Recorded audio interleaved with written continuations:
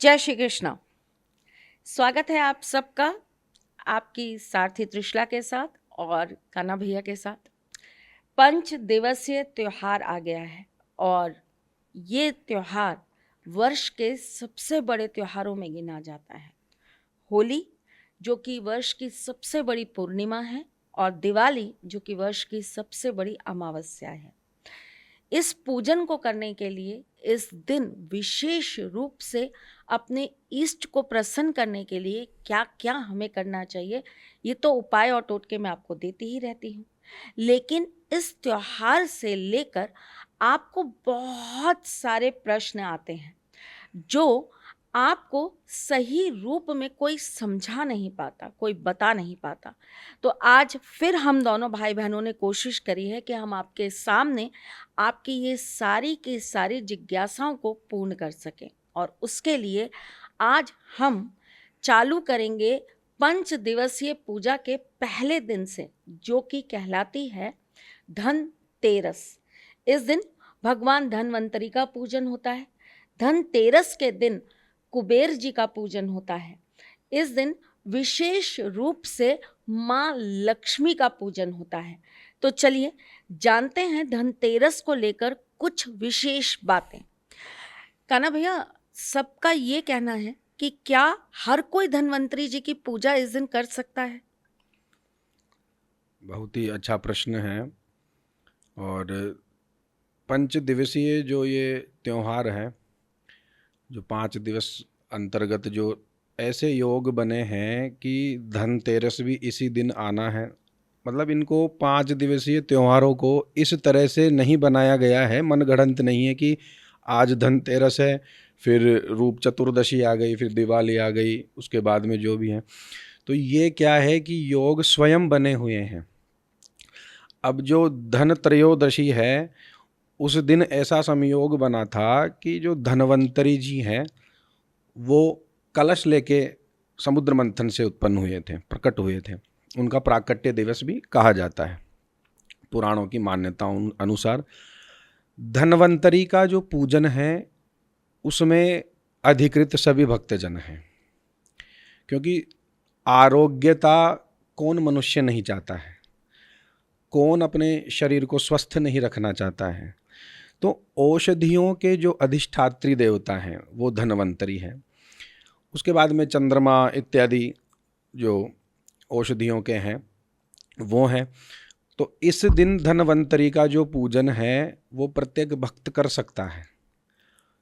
औषधियों से स्नान इत्यादि करना या फिर औषधियों का भी पूजन करना, औषधियों का प्रारंभ भी इस दिन करना शुभ माना जाता है। यदि कोई आयुर्वेदिक जो औषधियाँ होती हैं और जैसे अंग्रेजी दवाइयाँ भी चलती है तो वो भी औषधि का ही रूप है, आधुनिकता है, कोई बात नहीं।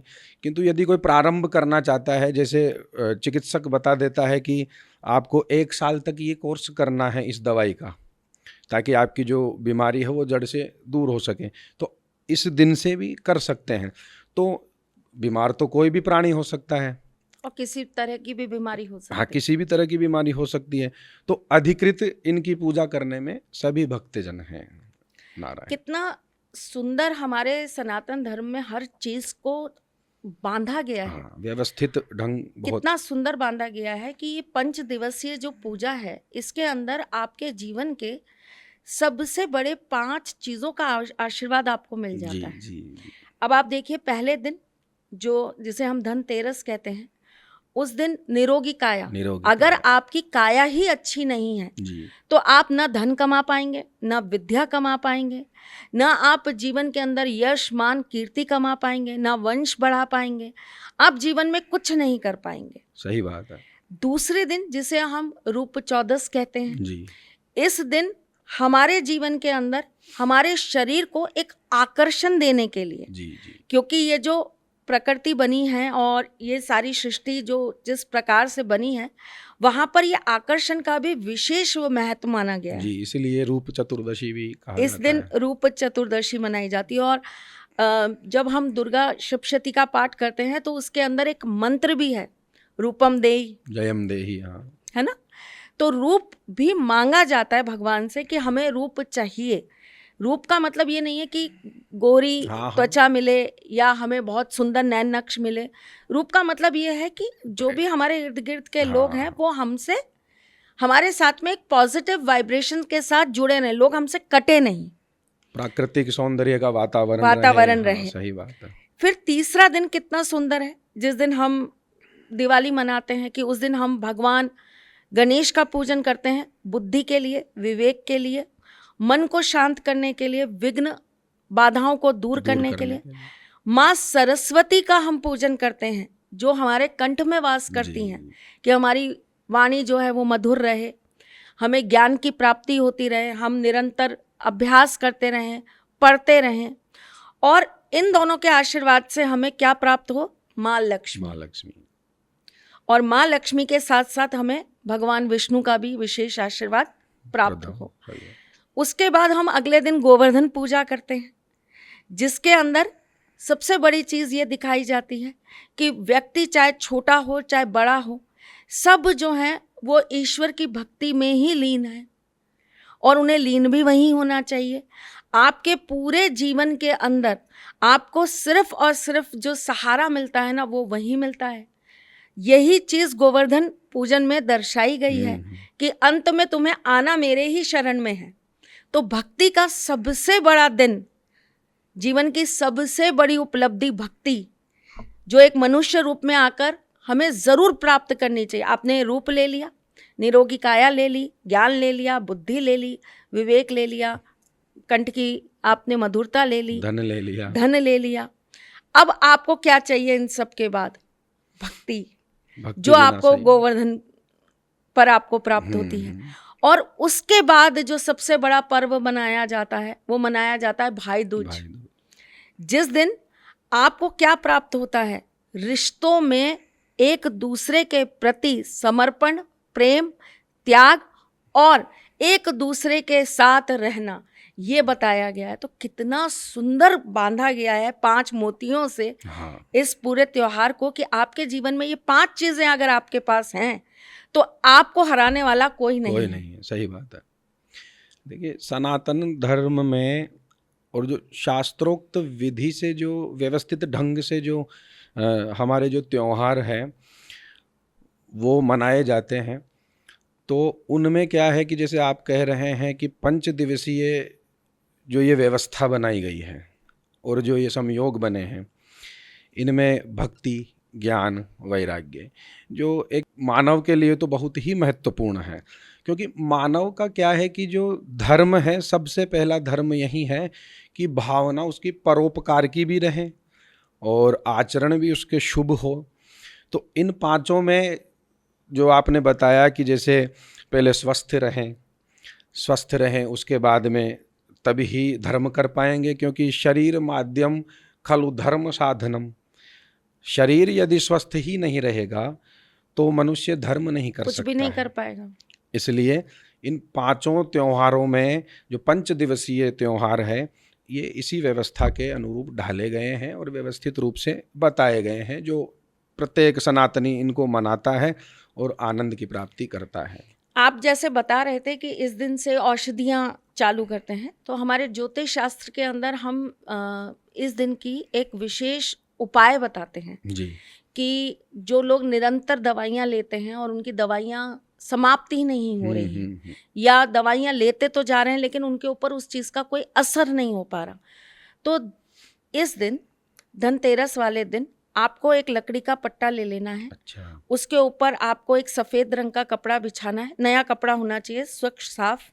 उसके ऊपर आपको रोली से एक त्रिभुज बना देना है, और इसके अंदर आपको अपनी जो भी दवाइयाँ आप लेते हैं उसे आपको एक कटोरी में रख देना चाहिए, और पूरी रात्रि ये आप यहाँ पर रखकर छोड़ दीजिए। और अगले दिन ये जो दवाइयाँ हैं इन्हें आप ले जाकर किसी भी बहते हुए जल में या तो प्रवाहित कर दीजिए, या आप किसी गड्ढे के अंदर इसको जो है डाल दीजिएगा।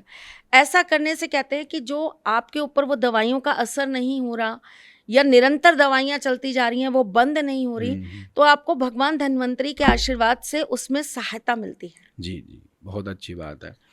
यही तो है। देखिए, अब धन्वंतरी का यदि आशीर्वाद नहीं प्राप्त होता धन्वंतरी की पूजा हम नहीं करेंगे तो औषधियाँ रुष्ट हो जाती है। कैसे?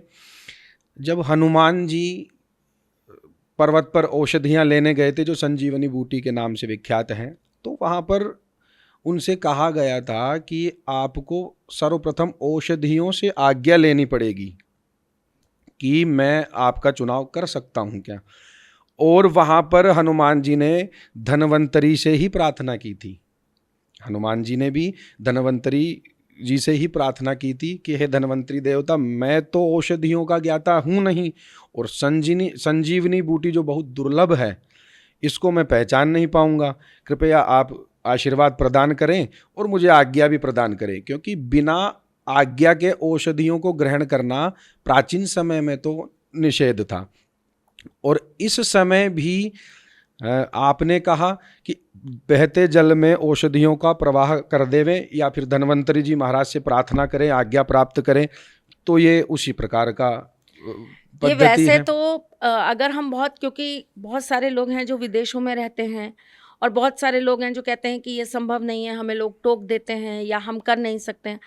वैसे तो इसका प्रयोग इस तरह से किया जाता है कि आप एक कलश लीजिए और उस कलश के अंदर आप ये औषधियाँ अपनी डाल दीजिए, और डालने के पश्चात आप इसमें जल भरिए, और जल डालने के पश्चात आप इसके अंदर थोड़ी सी हल्दी इसको आपको इसके अंदर डालना है, और फिर इसको आपको सफ़ेद कपड़े से बांधकर किसी सुनसान जगह पर जाकर इसे छोड़ देना है। तरीका तो ये कहता है, लेकिन चूंकि अब बहुत सारे लोगों के लिए ये संभव नहीं है, तो हम इसलिए छोटे छोटे उपाय जो हैं वो थोड़ा उनके मुताबिक टर्न करके उन्हें बता देते हैं, जिससे उनको थोड़ा लाभ प्राप्त हो। तो भगवान धन्वंतरी की बात हुई, लेकिन बात यहाँ पर आज, चूंकि इसे बहुत बड़ा दिन माना जाता है और पूरे साल लोग वेट करते हैं कि धनतेरस आएगी, हम नई गाड़ी खरीदेंगे, हम नया फ्रिज खरीदेंगे, हम नया टीवी खरीदेंगे, नाना प्रकार की चीज़ें। लोग मोबाइल भी इसी दिन खरीदना ज़्यादा पसंद करते हैं कि अरे अब आ ही रहा है तो धनतेरस पे ही लेंगे। मतलब खरीदारी के लिए इसे विशेष माना जाता है, और ऐसा कहते हैं कि इस दिन कुछ खरीदना आपके घर में हमेशा बरकत को बढ़ाने का काम करता है। और उसके लिए हम यक्षपति कुबेर जी का पूजन करते हैं, जो कि कोषाध्यक्ष हैं, जो कि माँ लक्ष्मी के विशेष कोष को संभालने वाले हैं। तो इस दिन में विशेष रूप से जो कुबेर जी का पूजन किया जाता है, उनमें किन बातों का ध्यान रखना चाहिए? देखिए, कुबेर जी का नाम वैश्रवण था। कुबेर जी को वैश्रवण भी कहा जाता है क्योंकि ऋषि विश्रवा के पुत्र हैं, प्रथम रावण के भाई थे। रावण के भाई। और इनको फिर जब वरदान प्राप्त हुआ कि आप धनाध्यक्ष भी कहलाएंगे और लक्ष्मी के धन को संभालने में भी आपकी सहायता लेनी पड़ेगी, तो कुबेर जी का विशेष रूप से यही ध्यान रखना चाहिए कि कुबेर का जो पूजन उस समय करें हम, तो उस समय कुबेर जी को भी धन्वंतरी भगवान से अत्यधिक लगाव रहा है पौराणिक मतों के अनुसार। तो जैसे साबुत धनिया, कमलगट्टे लक्ष्मी जी को भी प्रिय हैं, तो लक्ष्मी जी पीली कौड़ी इत्यादि, जैसा कि आप बताते भी रहते हैं समय समय पर, शर्करा। हाँ, तो इस प्रकार की जो वस्तुएं हैं वो कुबेर जी को पसंद हैं। चांदी के बर्तन इत्यादि, धातुओं के जो शुभ धातु होते हैं उनके बर्तन इत्यादि। अच्छा, कई लोग प्रश्न करते हैं कि लोहे के भी खरीद सकते हैं या? देखिए, पंचलोह का विधान आता है, प्राप्त होता है पंचलोह का, जिसमें पंच धातु इत्यादि होते हैं, जैसे सोना तांबा इत्यादि मिलाकर, तो वो खरीद सकते हैं। किंतु शुभ तो चांदी, क्रमशः सोना, चांदी, तांबा, फिर बाद में और धातुएं खरीदना चाहिए, जिससे कुबेर भगवान शीघ्र ही प्रसन्न होते हैं। और अब जो जैसे कई बच्चे हैं जो बाहर रह रहे हैं, नौकरियां कर रहे हैं, छोटे छोटे घर लेकर, या किसी के साथ शेयरिंग में घर लेकर रह रहे हैं, अब वो सोना चांदी ये सब नहीं लाना चाहते, उनको वहम होता है कि हम यहाँ रखेंगे चोरी हो जाएगी, हम नहीं संभाल पाएंगे, तो क्या वो मिट्टी का पात्र भी ला सकते हैं? मिट्टी का पात्र निषेध तो नहीं है, लेकिन क्रमशः, क्रमशः का अर्थ होता है जैसे सोना, चांदी, तांबा, उसके बाद की धातुएं होती है जब उपलब्ध ना हो। यदि तांबा खरीदना उपलब्ध ना हो, तांबा ना मिले, तो फिर पीतल, पीतल या ये चीज़ें ना मिले, तो वो फिर मिट्टी का पात्र भी स्थापित कर सकते हैं कुबेर भगवान या फिर धनवंतरी जी के निमित्त। तो अगर आपको इस दिन कोई दिक्कत है, आप चांदी सोना कुछ नहीं ला पा रहे हैं, तो आप एक मिट्टी का कलश ले आइए, छोटा सा कलश ही ले आइए मिट्टी का, और उसे लाकर आप अच्छी से साफ कर लीजिए। उसके अंदर जल भरिए। जल भरने के पश्चात आप उसमें थोड़ी सी हल्दी की, आप या तो पिसी हुई हल्दी आप थोड़ी सी डाल दीजिए, या आप 2 साबुत हल्दी उसमें डाल दीजिए, एक सिक्का डाल दीजिए, एक सुपारी डाल दीजिए, एक तांबे का छोटा सा टुकड़ा उसके अंदर डाल दीजिए, और इसको आप इसके ऊपर एक नारियल रखकर, लाल कपड़े में लपेटकर एक नारियल रखकर, इसे आप घर के उत्तर में स्थापित कर दीजिए, अपने घर के नॉर्थ में, जी। और ये भाई दूज तक आपके वहाँ पर स्थापित रहेगा। तत्पश्चात भाई दूज वाले दिन आप इसका जो जल है वो अपने घर में छिड़काव कर लीजिए, आपके कमरे में छिड़काव कर लीजिए जहाँ आप रहते हैं, और इसमें जो भी सामग्री है वो सारी आप लाल कपड़े में बांधकर आप अपनी तिजोरी में स्थापित कर सही लीजिए। बात। तो ऐसा करने से आपके जीवन में भगवान कुबेर का आशीर्वाद हमेशा बना रहेगा। जी, जी। हाँ, वो एक तरह की कुबेर भगवान का आशीर्वाद ही है, और जो वो पोटली या जो बनी है, वैसे अ, हमारे सारथी धाम में भी जैसे कई लोग नहीं बना पाते हैं और असमर्थ होते हैं, जिनको समय भी नहीं मिल पाता है, या ब्राह्मणों की व्यवस्था भी नहीं हो पाती है, या उन्हें सामग्री भी नहीं मिल पाती है, उपलब्ध नहीं हो पाती है समय पर, तो सारथी धाम में भी इस प्रकार की जो यंत्र हैं, पोटली है, वो इनका हम ना, निर्माण हाँ, करते हैं, नाम गोत्र उनसे निर्माण भी होता है, तो आप लोग चाहें तो वो भी संपर्क भी करवा कर सकते सकते हैं। हैं। हाँ। अब यहाँ कुछ लोगों के प्रश्न आएंगे कान्हा भैया, कि साउथ जो है वो तो अग्नि का जगह है, स्थान है, तो वहां पर आप ये जल का पात्र क्यों रखवा रही हैं? आते हैं ऐसे प्रश्न आएंगे। हाँ, मतलब बहुत लोगों को बहुत ज्यादा ज्ञान है ना। जी, जी। तो देखिए, साउथ जो है वो भगवान कुबेर का भी स्थान है, वहाँ पर उनका भी वास है, और जब हम ये पूजन कर रहे हैं उनका, तो हम उनके नियमित वहाँ पर उस वक्त ये चीज़ जो है वो स्थापित कर रहे हैं, और हम 5 दिन के लिए रख रहे हैं। ये 5 दिन वहाँ पर आपको ये चीज़ नुकसान नहीं करेगी। यदि जोड़ा जाए तो यम द्वितीया, जो भैया दूज को कहते हैं, यम द्वितीया भी कहते हैं, क्योंकि यमुना जी और यम का जो संवाद है शास्त्रों में मिलता है, उसी समय से प्रारंभ हुई है इस तिथि का ये त्यौहार।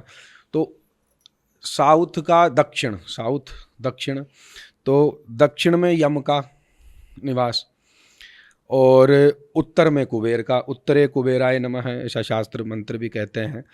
तो अब जैसे आप बता रहे हैं कि साउथ में रख सकते हैं और रखें, तो वहाँ पर क्या है कि नरक चतुर्दशी को यम के निमित्त भी दीपदान किया जाता है, और यम के निमित्त भी कुछ पूजन की जाती है। अब साउथ में वो अभिमंत्रित कलश रखेंगे, तो वहाँ पर यम का भी निवास है, और वहाँ पर कुबेर के निमित्त भी हम रख रहे हैं, ठीक है। तो जब विसर्जन करेंगे उस कलश को, तो वो भैया दूज के दिन ही तो करेंगे, जो यम द्वितीया है, तो इसमें ऐसा कोई दोष नहीं लगेगा। ये भी एक हम तर्क इसको बता सकते हैं। इस दिन एक और सरल उपाय है जो कर सकते हैं लोग। एक दक्षिणावर्ती शंख आप ले लीजिए। दक्षिणावर्ती शंख में आपको सुबह सुबह थोड़ा सा जल भरकर रख देना है, और मंदिर में रखेंगे आप इसको पूरे दिन अपने, और शाम को जब आप धनतेरस के दीपक प्रज्वलित कर देंगे, 13 दीपक जो लगाए जाते हैं वो जब आप लगा देंगे, उसके पश्चात इस जल को आपको पूरे घर में छिड़काव कर देना है। ऐसा करने से भी ऐसा कहा जाता है कि आपके जीवन के अंदर सुख, शांति, धन, संपदा आपको प्राप्त होती है। जी, जी। ठीक। अब हम बात करते हैं कुबेर जी के बारे में। कुबेर जी को लेकर बहुत सारी कथाएं हैं, और कुबेर जी को विशेष स्थान प्राप्त है भगवान शिव के साथ पूजन करने का। जब हम भगवान शिव का पूजन करते हैं तो उस समय हम भगवान कुबेर का भी पूजन करते हैं। जी और जो ये सोने की लंका रावण को प्राप्त हुई थी, वो रावण से पहले कुबेर जी के पास थी। जी और इसको लेकर भी एक विशेष कहानी है जो हमारे पुराणों में लिखी हुई है। तो ये यक्ष हैं, तो इनका पूजन इतना विशेष क्यों माना जाता है? देखिए, कुबेर जी को यक्षों का अध्यक्ष बनाया गया। यक्षों का अध्यक्ष और धनाध्यक्ष, ये दो उपाधियां इनके पास हैं। यक्षों का जो शास्त्रों में वर्णन है वो विशेष रूप से देखा जाए तो धन प्राप्ति के लिए ही उनका पूजन किया जाता है। यक्षों की सिद्धि या यक्षों के लिए उपासना करना वो विशेष रूप से धन प्राप्ति के लिए ही किया जाता है। इसीलिए यक्षों की पूजन, यानी यक्षों के देवता और अध्यक्ष जो हैं यक्षों के, जो कुबेर भगवान हैं, उनका पूजन विशेष रूप से किया जाता है कि धन की हमें प्राप्ति भी हो और उस धन का संरक्षण भी हो। ऐसा नहीं कि धन आया और चला गया, कईयों की होती है संचित हो। हाँ, धन का संचय हो और शुभ कार्यों में उस धन का हम उपयोग कर सकें। इसलिए भी कुबेर भगवान का पूजन किया जाता है। इस दिन हम अपनी तिजोरियों पर भगवान कुबेर का पूजन करके लगाते हैं, उनका यंत्र लगाते हैं, उनके चित्र लगाते हैं और तिजोरियों पे विशेष पूजन करके भगवान कुबेर के मंत्रों से उसको अभिमंत्रित करते हैं। विशेष सामग्रियां अभिमंत्रित करके भगवान कुबेर के जो मंत्र हैं उनसे उनको स्थापित करा जाता है। तो इसीलिए वो किया जाता है। और जो भगवान कुबेर हैं, इनका जब हम पूजन करते हैं तो अब जैसे कई लोगों को भ्रम है इस बात का, या कई लोगों के प्रश्न आते हैं कि मैंने जैसे आपसे अभी पूछा कि ये यक्ष हैं, तो क्या यक्ष का पूजन इस तरीके से हम घर में कर सकते हैं? ये बहुत अच्छा प्रश्न है। इसमें अनाधिकृत और अधिकृत का विशेष रूप से ध्यान रखना पड़ता है। किंतु विशेष कुछ ऐसे अवसर आते हैं, तिथियां, कुछ ऐसी तिथियां अवसर आते हैं जो प्रत्येक मनुष्य के लिए सुलभ हो जाते हैं। अन्यथा दुर्लभ तो है ही, अधिकृत है, कोई अनाधिकृत है। कोई यक्ष का पूजन करना चाहता है लेकिन वो अनाधिकृत होने के कारण नहीं कर पाता है। किंतु ये विशेष दिन है, इस दिन आप कुबेर भगवान का पूजन कर सकते हैं। और हर कोई कर सकता है। हर कोई कर सकता है, सभी भक्तों को अधिकार है इस दिन करने का। जैसे होली का दहन प्रत्येक दिन नहीं कर सकते हैं कोई, लेकिन होली का दहन जो होता है वो सभी भक्तों के लिए है। जैसे गंगा है, गंगा प्रत्यक्ष है, गंगा में स्नान प्रत्येक वर्ण कर सकता है, शुद्ध भी कर सकता है, अशुद्ध भी कर सकता है, पापी और पुण्यात्मा दोनों कर सकते हैं। तो कुछ विशेष ऐसी सुविधाएं भक्तों को दी गई है और कुछ ऐसे अवसर दिए गए हैं ऋषि मुनियों के द्वारा, भगवान के द्वारा, कि वो ऐसे विशेष अवसरों पे यक्षों का भी पूजन कर सकते हैं। ठीक है, अब हम आते हैं अगले दिवस की पूजा पर जी, जिसे कि रूप चौदस भी कहते हैं जी, नरक चतुर्दशी भी कहते हैं जी। इस दिन विशेष रूप से हम पूजन करते हैं माँ काली का जी, तो इसे काल रात्रि भी कहते हैं जी।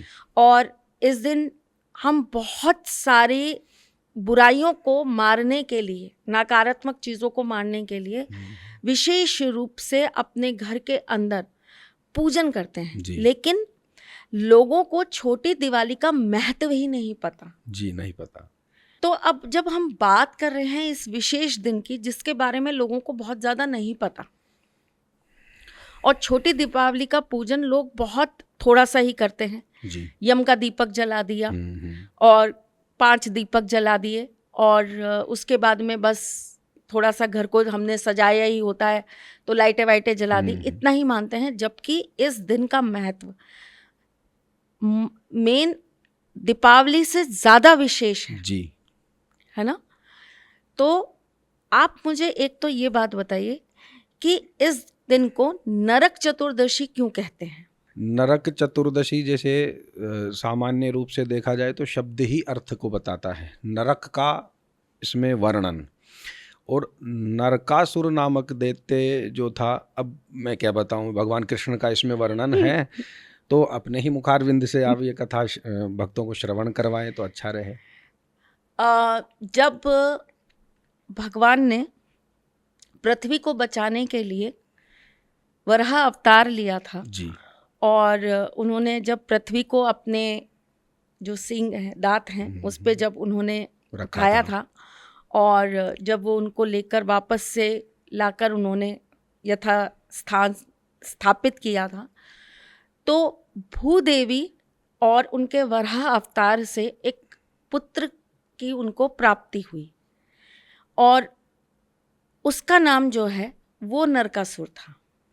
नाम उनका नरकासुर नहीं था, वो उनकी प्रवृत्ति और उनकी पापीपन को देखकर बाद में उनका नाम नरकासुर रख दिया गया था। तो उन्हें ये वरदान प्राप्त था कि ये जो है वो इतनी सरलता से किसी भी मनुष्य के द्वारा नहीं मारे जा सकते, क्योंकि विष्णु भगवान के अवतार के पुत्र, तो उनको मारना किसके लिए संभव है? सही बात। और वो स्वयं भूमाता के पुत्र, तो उनको मारना वैसे ही संभव नहीं था।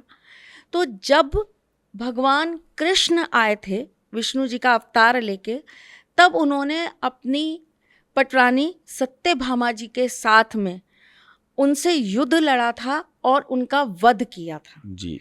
इसीलिए इस दिन को नरक चतुर्दशी भी बोला जाता है, क्योंकि ये नरकासुर के वध की भी तिथि है। जी जी। और इस तिथि को लेकर बहुत सारी और भी पौराणिक कथाएं हैं, जैसे कि ऐसा कहा जाता है कि नरकासुर जो है वो माँ कामाख्या की सिद्धि करता था और सिद्धि करते करते उसके मन में बुरे विचार आने लगे और उसने ये सोचा कि मैं इनके साथ मैं अपना विवाह कर लूं, इन्हें मैं अपनी पत्नी बना लूं। तो माँ उनसे नाराज हो गई थी और नाराज होकर उन्होंने उनके सामने एक शर्त रखी कि आप यहाँ पर एक स्थान है वहाँ कामाख्या के पास, कि यहाँ पर अगर आप ये सीढ़ियाँ पूरे रात्रि में पूर्ण कर देंगे सुबह तक, तो मैं आपसे विवाह कर लूँगी। जिसको पूर्ण ना होने देने के लिए माँ ने जो मुर्गा है उसको दबोच लिया था कि इसकी बाग निकलनी चाहिए। अच्छा अच्छा। तो जब उसको उन्होंने जकड़ा तो उसके मुंह से बाग निकली, तो वो सीढ़ियाँ पूर्ण नहीं हुई थी। पर जब ये बात नरकासुर को पता चली तो वो अत्यंत क्रोधित हुआ और उससे के क्रोध से बचने के लिए ऐसा कहते हैं कि कुछ समय के लिए माँ कामाख्या ने अपना स्थान छोड़ दिया था 10 महाविद्याओं के साथ। तब भगवान कृष्ण ने जब इनका वध किया तो उन्होंने पुनः लाकर उन्हें वहां पर स्थापित किया। अच्छा। और कई मान्यताओं के अनुसार ऐसा कहा जाता है कि भगवान कृष्ण ने ही उस समय ऐसा कहा था कि मैं ही माँ कामाख्या हूँ और माँ कामाख्या ही मैं हूँ। और ये तो हम सभी जानते हैं कि भगवान कृष्ण जो हैं वो माँ काली के ही अंश हैं जी। उन्होंने एक बार राधा जी को भी इस बात का अपना वर्णन करके बताया था, अपना रूप दिखाया था माँ काली के रूप में, कि मैं माँ काली का ही रूप हूँ तुम्हारे सामने। तो ये जो कथा है वो इस तरह से थी, लेकिन यहाँ पर प्रश्न चिन्ह ये आ जाते हैं कि ये जो कथाएं हैं इनके प्रमाण नहीं हैं। अच्छा। ये कथाएं लिखी तो बहुत जगह गई हैं, लेकिन इसको हम प्रमाणित नहीं कर पाए कि ऐसा सच में हुआ था। लेकिन हाँ, नरकासुर वध के लिए भगवान कृष्ण और सत्यभामा ने युद्ध किया था और उनका वध किया था, ये बात तो बिल्कुल 101% सटीक है। और आप इस दिन गोवा की तरफ अगर जाएं तो वहाँ पर इस दिन को बहुत विशेष मनाया जाता है। साउथ में इस दिन को बहुत विशेष मनाया जाता है जी। वहाँ इस दिन को बहुत विशेष रूप से पूजा भी जाता है और विशेषतः इस दिन वहाँ पर भगवान कृष्ण के इस रूप का पूजन बहुत विशेष तरीके से किया जाता है जी। ये देखिए, मान्यताएं एक अलग बात हो जाती है, किंतु शास्त्रोक्त जो वर्णन है, तो शास्त्रोक्त जो वर्णन है, जैसे कोई कथा या इतिहास श्रीमद् भागवत महापुराण में हो किंतु वहाँ पर कुछ छूट जाता है, तो वेद व्यास जी ने क्या किया कि अलग पुराण में उस चीज का वर्णन कर उसका दिया। वर्णन अच्छे से कर दिया। किसी कथा का वर्णन यदि उस पुराण में छोटा है, तो जिस पुराण के प्रधान देवता हैं उस पुराण में उन्होंने विस्तृत रूप से बताया है, तो इनके लिए पुराणों का पढ़ना अति आवश्यक हो जाता है। अब प्रश्न चिन्ह उठाने वाले कुछ भी उठा सकते हैं, हाँ, किंतु धार्मिक जो मान्यताएं हैं वो सत्य ही है। हमारे देश में एक सबसे बड़ी स्वतंत्रता जो हमको मिली है ना, हमारा देश तो स्वतंत्र हो ही गया, लेकिन साथ में जो हमें स्वतंत्रता मिली है ना, वो हमें मिली है अपने ही धर्म पर उंगली उठाने की। सही बात है, सही बात। ये स्वतंत्रता हमको बहुत ज्यादा मिली है। जी, हम जी। तो कितने स्वतंत्र हो पाए मुझे पता नहीं, क्योंकि कहीं ना कहीं आज भी हम कैदी ही हैं बहुत सारी चीजों के। पर धर्म पर उंगली उठाने की स्वतंत्रता ये हर प्राणी को मिली है। और सबसे बड़ी जो इस चीज में हमारे देश में अवगुण कह लीजिए या अज्ञानता कह लीजिए, लोग किसी भी बात पर, किसी भी विषय पर चर्चा नहीं करते हैं, सही विवाद करते हैं, तर्क वितर्क कुतर्क करते हैं, पर उस चीज पर बैठकर चर्चा नहीं करते हैं, सही बात। अगर आप चर्चा करेंगे तो आपको बहुत सारी चीजें अपने सामने प्रकट होती हुई नजर आएंगी और आपको उनके प्रमाण भी मिलेंगे। प्रमाण है ही ना। अब कोई पूछ लेवे कि भाई नरक चतुर्दशी, तो आपने जैसे कथा सुनाई है, तो कथा के माध्यम से बताया है, यही तो प्रमाण है। रूप चतुर्दशी, रूप के लिए वर्णन प्रारंभ में ही कर दिया इस चलचित्र में, तो रूप के लिए भी है। और रूप चतुर्दशी का मुझे जहाँ तक पढ़ा हुआ है मेरा धर्म सिंधु निर्णय सिंधु में, तो ऐसा विधान भी आता है कि इस दिन उबटन से भी स्नान किया जाता है। उबटन से स्नान किया जाता है, प्रातः, तेल हाँ, लगाया तेल ना इस दिन लगाकर, बहुत हाँ। शुभ माना जाता हाँ हाँ, है। और तेल से मुझे याद आ रहा है, स्मरण हुआ है कि तिल के तेल से, जिसे तिल्ली का तेल या कहा जाता है, उससे मालिश करके फिर स्नान नहाकर करना सीधे चाहिए, कृष्ण भगवान के दर्शन करने चाहिए। दिन। ऐसा मुझे बिल्कुल याद बिल्कुल है। आप सही कह रहे हो। जी। इस दिन बहुत सारी विशेष चीज़ों का वो बताया गया है। इस दिन ऐसा कहते हैं कि अगर हम सुबह सवेरे उठकर और सूर्य उदय के समय अगर हम उपटन लगाकर और स्नान करके हम सूर्य की रोशनी में कुछ देर बैठते हैं तो हमारे अंदर एक अलग ही तरह का तेज उत्पन्न होता है। आकर्षण के ना बहुत सारे रूप हैं। आकर्षण केवल एक अट्रैक्शन नहीं है कि आप किसी को अपनी तरफ खींच रहे हैं, वशीकरण नहीं है। आपके आकर्षण के लिए आपका तेज भी बहुत काम करता है। सही है। आकर्षण सम्मोहन से भी जुड़ा है जी। और सम्मोहन आपके शरीर की ऊर्जाओं में कब उत्पन्न होता है? जब आपके अंदर इतनी पॉजिटिव चीजें होती हैं, इतनी पॉजिटिव एनर्जी होती है कि आप किसी भी व्यक्ति विशेष के साथ बैठेंगे या आप किसी व्यक्ति विशेष के सामने आएंगे तो आप उसे अपनी तरफ खींच सकते हैं। यही तो सम्मोहन है। यही है। और सम्मोहन और आकर्षण के सबसे बड़े देवता जो हैं वो भगवान कृष्ण हैं। इस दिन विशेष रूप से तिल डालकर भी स्नान करने का प्रावधान बताया गया है। जी, सही बात। और रूप चतुर्दशी पर कुछ चीजों का दान भी बहुत विशेष बताया गया है कि इस दिन इन चीजों का दान जरूर करिए, जिसके अंदर सबसे पहली चीज जो आती है वो आता है अन्नदान। अन्नदान बताया गया है। इस दिन फल दान बताया गया है, और फल भी कैसे, जिनमें रस हो, रस वाले फल उनका दान बताया गया है। इस दिन विशेष रूप से ब्राह्मणों को दान का बहुत बड़ा प्रावधान बताया गया है कि ब्राह्मणों को दान जरूर देना चाहिए। अच्छा, अब जब हम बात कर रहे हैं छोटी दीपावली की जी, और इस दिन की बहुत विशेष अलग अलग नाम भी हैं और इस दिन बहुत अलग अलग तरह की पूजाएं भी होती हैं, तो इस दिन यम की पूजा क्यों होती है? रूप चतुर्दशी के दिन यम की पूजन क्यों होती है? यम की पूजन इसलिए होती है रूप चतुर्दशी के दिन या नरक चतुर्दशी के दिन। इसका संवाद नरक से भी जुड़ा हुआ है। इस दिन क्या है कि विशेष रूप से यमराज पृथ्वी पर विचरण भी करते हैं अपने अनुचरों सहित। अब यमराज और ये विशेष रूप से उसी दिन आते हैं जब इन्हें ऐसा लगता हो कि इस समय भगवान के निमित्त या देवी देवताओं के निमित्त यहाँ पर पूजा अर्चना हो रही है। काल से तो सभी भयभीत हैं, मृत्यु से सभी भयभीत हैं, और मृत्यु के जो देवता हैं वो यमराज हैं। अब यमराज के लिए इस दिन पूजन करना विशेषकर सही ही साबित होता है।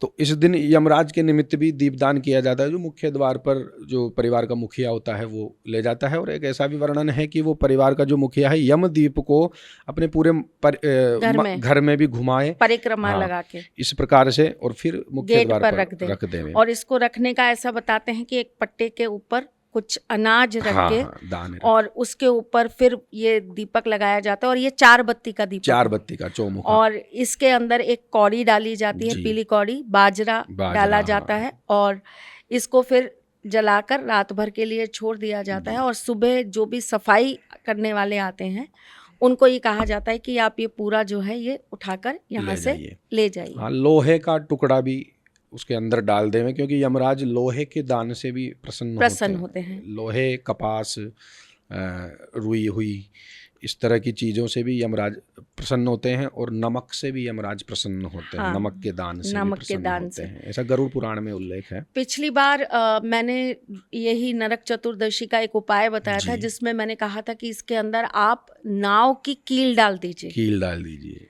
तो सबने मुझसे कहा कि नाव की कील कहाँ मिलेगी, आप ऐसी ऐसी चीज़ें बता देते, लेकिन जो है मैं वो चीज़ बता देती हूँ, बन सकती है कि आप वो कर सकते हैं। अगर नाव की नहीं मिलती है तो आप नॉर्मल कील ही डाल दीजिए, पर लोहे का कुछ चीज़ उसमें डाल दीजिए।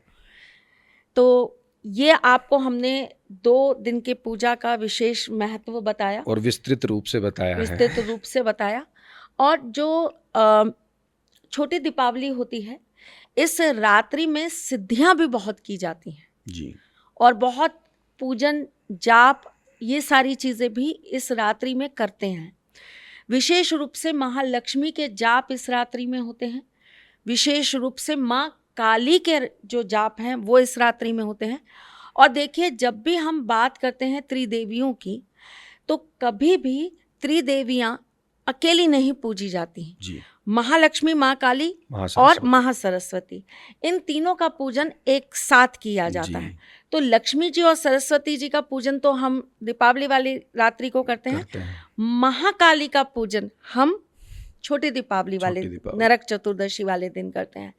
तो इस रात्रि में माँ काली का पूजन आप विशेष रूप से ज़रूर करिए। और जैसा कि कान्हा भैया ने आपको बताया है, कोई मन के अंदर शंका मत रखिए कि क्या हर कोई घर के अंदर माँ काली का पूजन कर सकता है, क्या वो तीव्र देवियों में आती हैं, कहीं ऐसा ना हो ये पूजन हमारे लिए गलत हो जाए। जब भाव अच्छे हैं ना, जब मन में आपको माँ का स्वरूप प्रिय लगता है ना, तो कोई भी चीज़ आपके लिए गलत नहीं होती। मैं आपको एक बात बताती हूँ, अब तो खैर अपने लिए बहुत नॉर्मल हो गया है, मायका ही है, अपना घर ही है। जब मैं पहली बार माँ कामाख्या गई थी ना जी, तो कान्हा मुझे लोगों ने बहुत डराया था और मुझे सबने ये बोला था, नहीं आप तो वहाँ बिल्कुल मत जाना, आपको तो तुरंत लोग ऐसे पकड़ लेंगे, क्योंकि उनको दिख जाएगा कि आपके साथ कौन चलता है और आपके साथ क्या है करके। किसी की आंखों में मत देखना, और वहाँ पर अगर कोई आपको कुछ खाने को दे, कुछ पानी भी अगर आपको पिलाए, पान का पत्ता दे या पान खिलाए, तो आप बिल्कुल मत खाना। और वहाँ के लोगों से आप बात भी मत करना, उन्हें बताना भी मत कि आप अकेले आए हो या आप कहीं दूर से आए हो, मतलब आप राजस्थान से हो और आप यहाँ आए हो। थोड़ा मन में हिचक भी हुई कि मैं जाऊँ या नहीं जाऊँ, लेकिन मन में भाव बहुत थे और जाना था, बस एक धुन थी। और तुझे पता है अगर कोई चीज़ आ जाती है धुन में तो फिर तो कोई नहीं रोक सकता। तो मैं गई और मैंने अपने मन में ना बस एक ही बात सोची कि मुझे नहीं पता, मैं अपनी माँ के दर जा रही हूँ और मुझे सिर्फ वही रूप पता है आपका, कि आप मेरी माँ हो। वो तंत्र का सबसे बड़ा गढ़ है, उससे मुझे कोई मतलब नहीं है। वहाँ पर सारे सिद्धि के लिए लोग बैठते हैं, मुझे उससे कोई मतलब नहीं है। वहाँ लोग विशेष रूप से बहुत सारी ऐसी विद्याएं करते हैं, तंत्र मंत्र करते हैं, बलियां देते हैं। मुझे इन सब चीज़ों से कोई मतलब नहीं है। एक बेटी अपने माँ से मिलने जा रही है और मैं बस वही भाव लेकर आपके दर पर आ रही हूँ।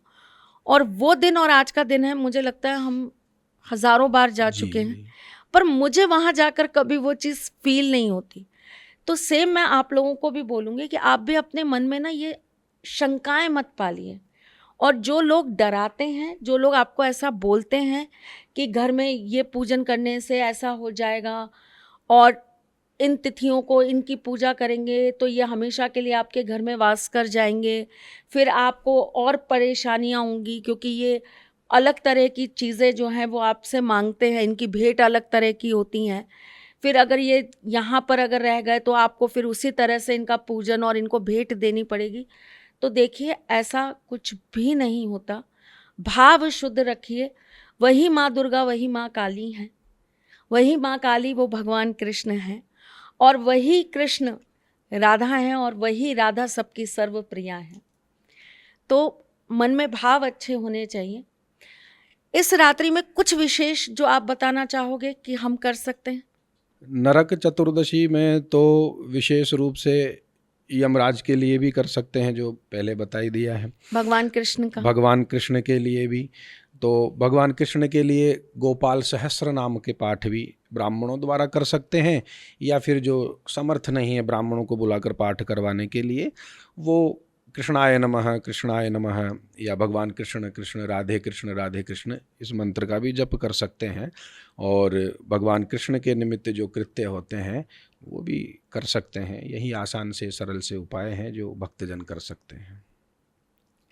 चलिए, अब हम आते हैं विशेष दिन, जिसे हम दीपावली बोलते हैं। और इस दिन ऐसा कहते हैं कि दीपदान करने का विशेष महत्व माना गया है। जी इस दिन भगवान गणेश का पूजन होता है, माँ सरस्वती का पूजन होता है, महालक्ष्मी का पूजन होता है। इस दिन विशेष रूप से सबके घरों के अंदर इन तीनों का विशेष पूजन करते हैं। घर में नए मिट्टी के लक्ष्मी गणेश लाकर रखे जाते हैं।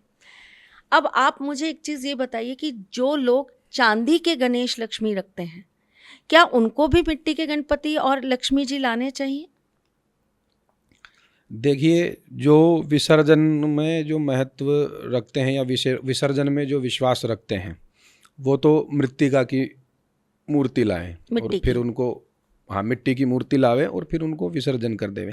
लेकिन चांदी, सोना या पीतल, इनकी यदि लाते हैं मूर्ति, तो वो घर में प्राण प्रतिष्ठित करके वो घर में ही स्थापना करें, रखें, और उनका सदैव प्रत्येक दीपावली जो 5 दिवसीय उत्सव आता है उस तो दिन पूजन यहाँ करें। प्रश्न ये आता है कान्हा भैया कि क्या हम चांदी के गणेश लक्ष्मी का पूजन भी करें और हमें हर साल नए मिट्टी के भी लाकर रखने चाहिए? मतलब हमें उनका पूजन अलग और इनका पूजन अलग अलग करना चाहिए, या केवल हम चांदी के लक्ष्मी गणेश जी का पूजन कर ही सकते हैं, हमें मिट्टी के लाने की ज़रूरत नहीं है?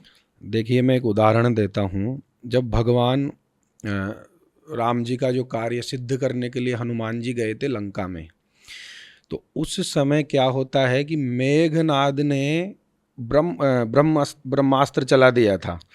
अब ब्रह्मास्त्र की मर्यादा रखने के लिए हनुमान जी ब्रह्मास्त्र में खुशी खुशी बंध गए थे ब्रह्मपाश में। किंतु क्या हुआ, मेघनाद जब बंदी बनाकर लेके जा रहे थे तो हनुमान जी कुछ लीला कर रहे थे, ऐसे बल लगा रहे थे। तो वहाँ पर जो राक्षस थे छोटे मोटे, वो सोचे कि ये ब्रह्मपाश छूटने वाला है, टूटने वाला है हनुमान जी का। तो वो क्या करते हैं कि एक छोटे मोटे बाणों को चला देते हैं। तो ब्रह्मास्त्र पर यदि कोई छोटे मोटे बाण चलाते हैं तो ब्रह्मास्त्र का प्रभाव खत्म हो जाता है। अब जहाँ पर मिट्टी से श्रेष्ठ चांदी की धातु है, तो चांदी की धातु में जब पूजन इत्यादि हो रही है प्रतिमाओं में, तो फिर मिट्टी की आवश्यकता नहीं पड़ती है वहाँ पर। हाँ, 5 दिवसीय जो है उसके लिए यदि कोई विशेष कामना हो तो आप फिर कर सकते हैं, किंतु श्रेष्ठ तो पूजन जो चांदी का है, वो प्रतिमा का जो उन्होंने किया है, वो उससे प्रत्येक वर्ष कर सकते हैं। विसर्जन का तो कोई फिर उसमें कोई सवाल ही नहीं उठता है। तो कान्हा भैया, ये चांदी के हम कुबेर जी भी स्थापित कर सकते हैं? जी, चांदी के कुबेर जी भी स्थापित कर पारद सकते के हैं, भी कर सकते हैं? पारद के भी कर सकते हैं, और सारथी धाम में अभिमंत्रित करके भी भेजे भी जाते हैं, ऐसा और नहीं मिट्टी है। के भी कुबेर जी आप लाकर हाँ, स्थापित कर सकते हैं और उनका पूजन कर सकते हैं। ये क्या है कि ऋषि मुनियों ने व्यवस्था बनाई है कि यदि कोई असमर्थ है, चांदी पीतल तांबा इत्यादि ना ग्रहण कर सके या बनावा ना सके, धन की कमी हो, व्यवस्थाओं की कमी हो, तो वो मिट्टी किसी भी भाव से कर सकते हैं, बाद में विसर्जन कर दे। मिट्टी विसर्जन इसलिए ताकि वो ज़्यादा दिन टिक नहीं पाती है, इसलिए ये व्यवस्थाएं बनाई गई है। और अगर हम चांदी के जो हमारे पुराने लक्ष्मी गणेश हैं, अगर हम उनको चेंज करके नए लाना चाहें तो? हाँ, चेंज करके लाना चाहते हैं तो ला सकते हैं, किंतु विशेष रूप से ये ध्यान रखें कि चांदी, सोना, तांबा या अस्मक यानी पत्थर, इन मूर्तियों में जो तेज विद्यमान रहता है मंत्रों द्वारा प्रतिष्ठित होने के बाद में, तो उस तेज पुंज को पहले निकाला जाता है, भगवान से प्रार्थना की जाती है मंत्रों के द्वारा, ब्राह्मणों के द्वारा वो विधि होती है, वो संपन्न करवाई जाती है। उसके बाद में फिर आप उनका कुछ भी कर सकते हैं, फिर नहीं आप लाना चाहते हैं तो ला सकते हैं, ऐसे जैसे नहीं। अपन करते हैं कि अपन जब अपने जगन्नाथ जी का अपन चेंज करते जी हैं हर जी साल, जी, तो अपन पहले उनको, हाँ, पहले उनका अभिषेक कितने दिन तक चलता है, फिर अपन वहां जाके भी जप इत्यादि फिर कार्य अपन करते वो हैं। धागे में उनका सारा हाँ वो हाँ लेके और हाँ, फिर नई मूर्ति में डालते अनारब्ध हैं। विधि से करके फिर प्राण निकास करके, हम तो कौन है प्राण निकालने वाले, प्राण देने वाले, लेकिन भाव है भगवान, वाह, ये ऋषि मुनियों ने पद्धति बनाई है भगवान से ही पूछ कर, तो उन्हीं पद्धतियों से उनका हम अनुसरण करते हैं, तो वही विधि यहाँ पर लागू होती है मूर्ति जो में। लोग चांदी की मूर्तियों का पूजन करते हैं वो केवल दिवाली या भाई दूज तक उनका पूजन कर लेते हैं, उसके बाद कोई हफ्ते में एक दिन उनका पंचोपचार पूजन करा दिया या उन्हें कभी कभी स्नान करा दिया। तो आपके मुताबिक, शास्त्र अनुसार, आपके मुताबिक मतलब आपको शास्त्र का ज्ञान है तो उस हिसाब से पूछ रही हूँ, शास्त्र अनुसार क्या हमें इस तरह से चांदी की मूर्तियां अपने घर में स्थापित करनी चाहिए? देखिए, ये एक अच्छा विषय है। ये विषय इसलिए है क्योंकि आपको बहुत दिनों से पता है कि मेरे अंदर एक ख्वाहिश है। आप जानते हो पिछले 3-4 साल से मैं आपको हर बार ये कहती हूँ और आप मुझे रोक देते हो कि दीदी ये नहीं करना, और मैं आपसे हमेशा कहती हूँ कि नहीं ये मुझे करना है, मेरा बहुत मन है, तो आप मुझे कहते हो कि नहीं दीदी, अगर उनका पूजन ठीक से नहीं कर पाओगे या उनका रोजाना पूजन नहीं होगा, एक दिन भी त्रुटि नहीं होनी चाहिए, तो आप उनको मत स्थापित करना। जी, चांदी की मूर्ति तो नहीं, मैं तो कुछ और बात कर रही हूँ, एक विशेष चीज़ है जो मुझे करनी है, तो मुझे हमेशा मना कर देते। तो मेरा वही पूछना है कि क्या ये नियम वहाँ भी लागू होता है? क्योंकि वो तो आपने मुझे उसका तो समझाया कि वहाँ पर एक दिन की भी त्रुटि बर्दाश्त नहीं होगी, तो क्या ये सेम चीज़ हम चांदी की मूर्तियों के साथ भी रखेंगे?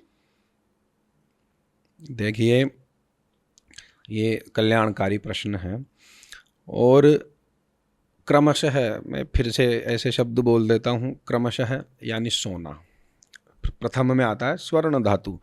स्वर्ण धातु जागृत अवस्था ज़्यादा होती है स्वर्ण धातु में, ठीक है। उसके पश्चात रजतमयी, जो चांदी कहते हैं, चांदी में उससे थोड़ा कम होता है, किंतु यदि हम चांदी के जो मूर्तियां स्थापित करते हैं तो उनमें भी जागृत भाव रहता है, और विधि विधान से की हुई जो क्रियाएं हैं और विधियां हैं वो यदि संपन्न करवाई जाती है तो मूर्तियों में एक चमत्कृत जागृत तत्व विद्यमान हो जाता है। तो यदि उनके साथ में उस प्रकार का जो व्यवहार है जो एक सजीव के साथ किया जाता है, यदि वो नहीं किया जाता है तो प्रतिमाओं में जो तत्व तेज पुंज विद्यमान है, स्कंद पुराण के अनुसार उनमें भूत प्रेत पिशाच तत्व विद्यमान हो जाते हैं और देव तत्व वहां से चला जाता है, ऐसा शास्त्रों का विधान है। इसलिए चांदी की जो मूर्तियां हैं, पंचोपचार पूजन, गंधाक्षत पुष्प धूप दीप नैवेद्य इत्यादि अवश्य करें, नित्य ही करें। तो उसमें फिर कोई दोष नहीं रहता है।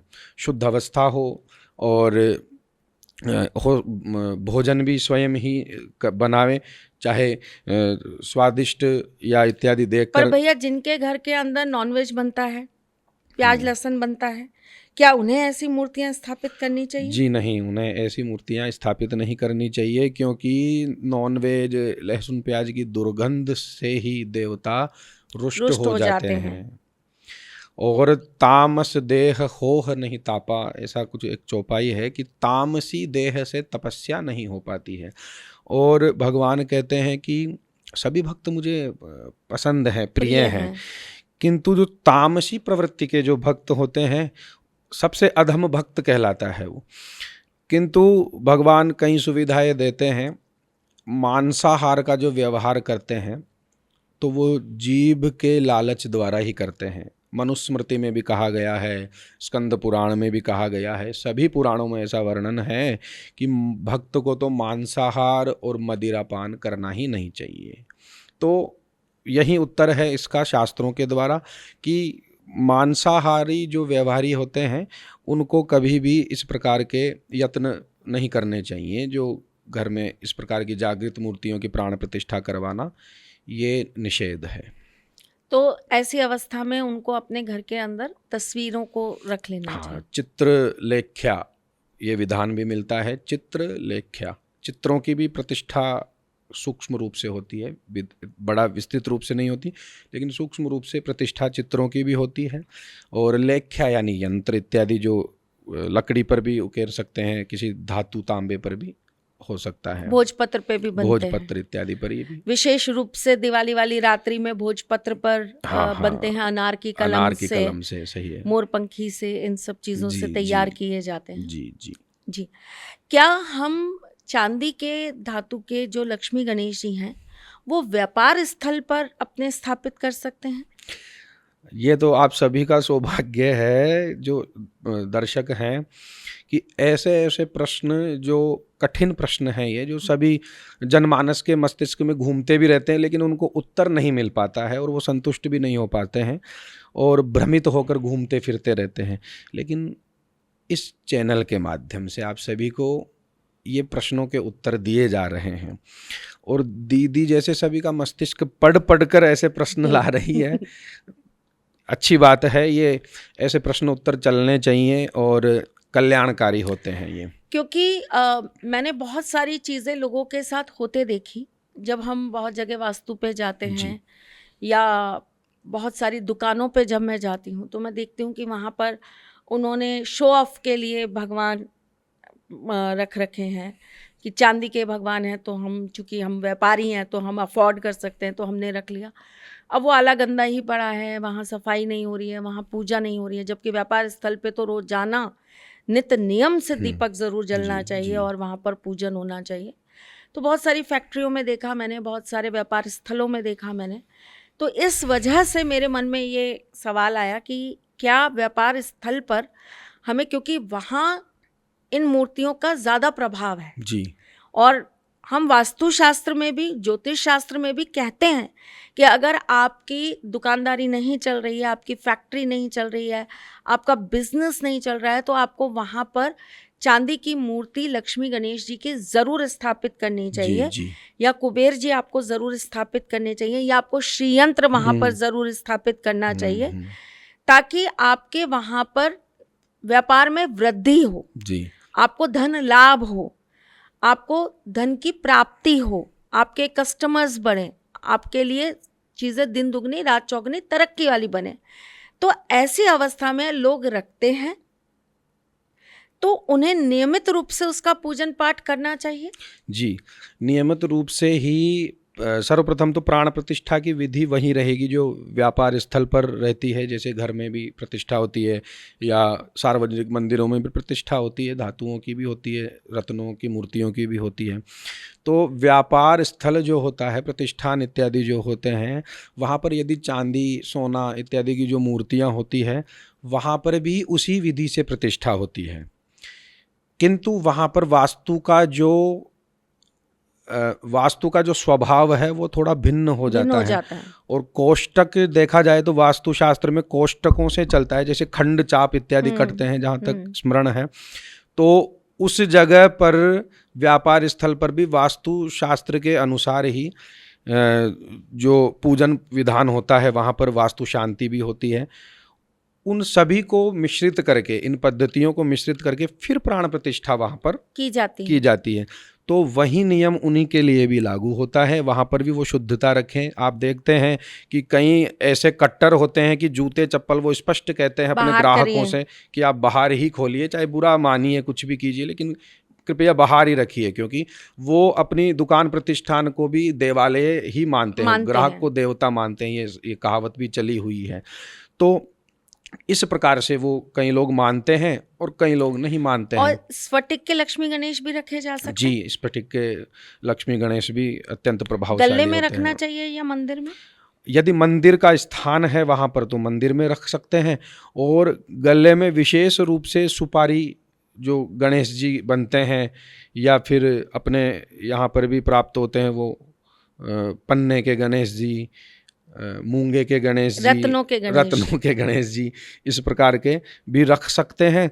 और जो श्री यंत्र हैं उसकी भी विधिवत प्राण प्रतिष्ठा होकर ही स्थापित करना चाहिए। और जो श्री यंत्र है उनको भी गले में ही रखना चाहिए।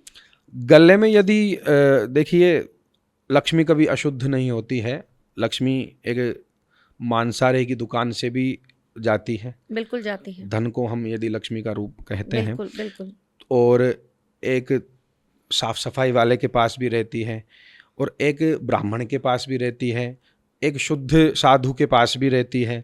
तो लक्ष्मी अशुद्ध नहीं मानी गई है। तो गले में रख सकते हैं, लेकिन गले की नित्य ही पूजन हो।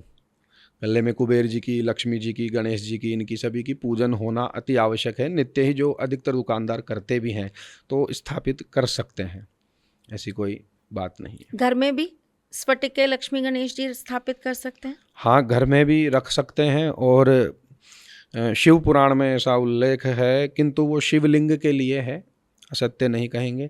शिवलिंग के लिए है कि स्त्रियों के लिए शिवलिंग स्फटिक का घर में यदि रहता है तो वो बहुत ही प्रभावशाली होता है। तो स्फटिक के लिए भी कहा गया है घर में स्थापित। स्फटिक वैसे भी थोड़ा ठंडा रहता है, शीतलता देता है, शांत रहता है। और स्फटिक को हम वैसे भी शुक्र के साथ भी जोड़ सकते हैं, सही है। तो इसीलिए स्त्रियों का प्रभाव ज्यादा उसके साथ माना जाता है। जी। कुछ विशेष चीजें जो दीपावली को लेकर लोग कहते हैं कि ऐसा करना चाहिए या नहीं करना चाहिए। जैसे मैंने बहुत साल पहले, मुझे याद है, मैंने एक वीडियो बनाया था जिसमें मैंने कहा था कि दीपावली के दिन आपको अपने घर की जो मुख्य दहलीज होती है, अब तो खैर हम लोग तो फ्लैटों में रहने लग गए जी, आलीशान घरों में सब रहने लग गए, सबके बड़े बड़े घर हो गए। लेकिन मैंने ऐसा बोला था कि चाहे आप थोड़ा ही करिए, लेकिन आप अपने घर के जो मुख्य द्वार है उस पर आप गोबर से लेप ज़रूर करिए जी।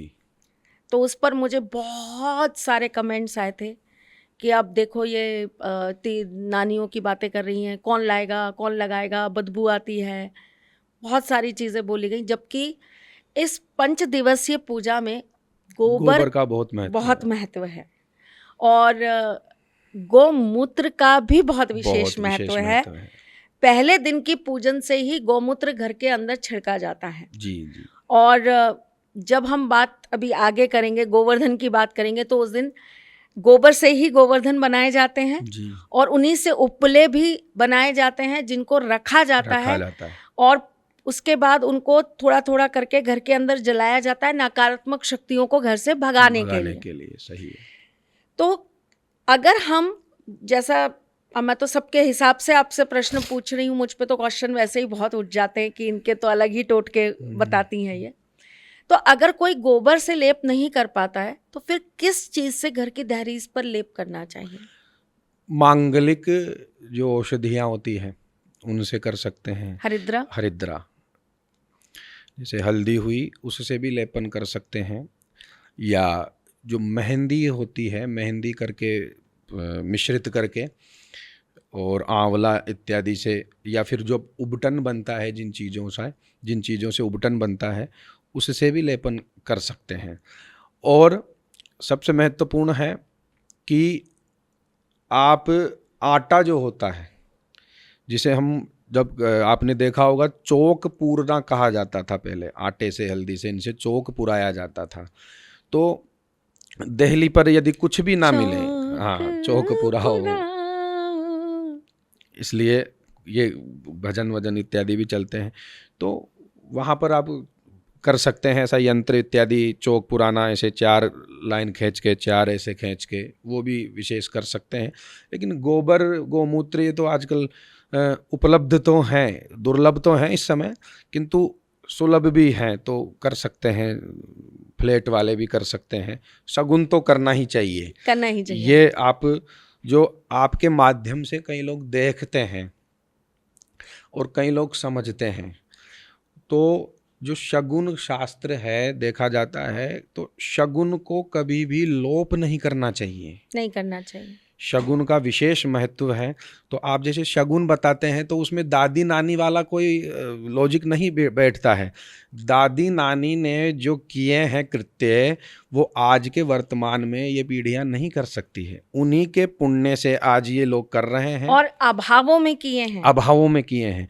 उन्होंने वो धर्म निभाए हैं। देखिए, स्त्री को क्यों धर्म का स्वरूप माना जाता है? प्रकृति है वो, क्यों धर्म कहते हैं ना, धर्म पत्नी, तो धर्म उसके आगे जुड़ा है।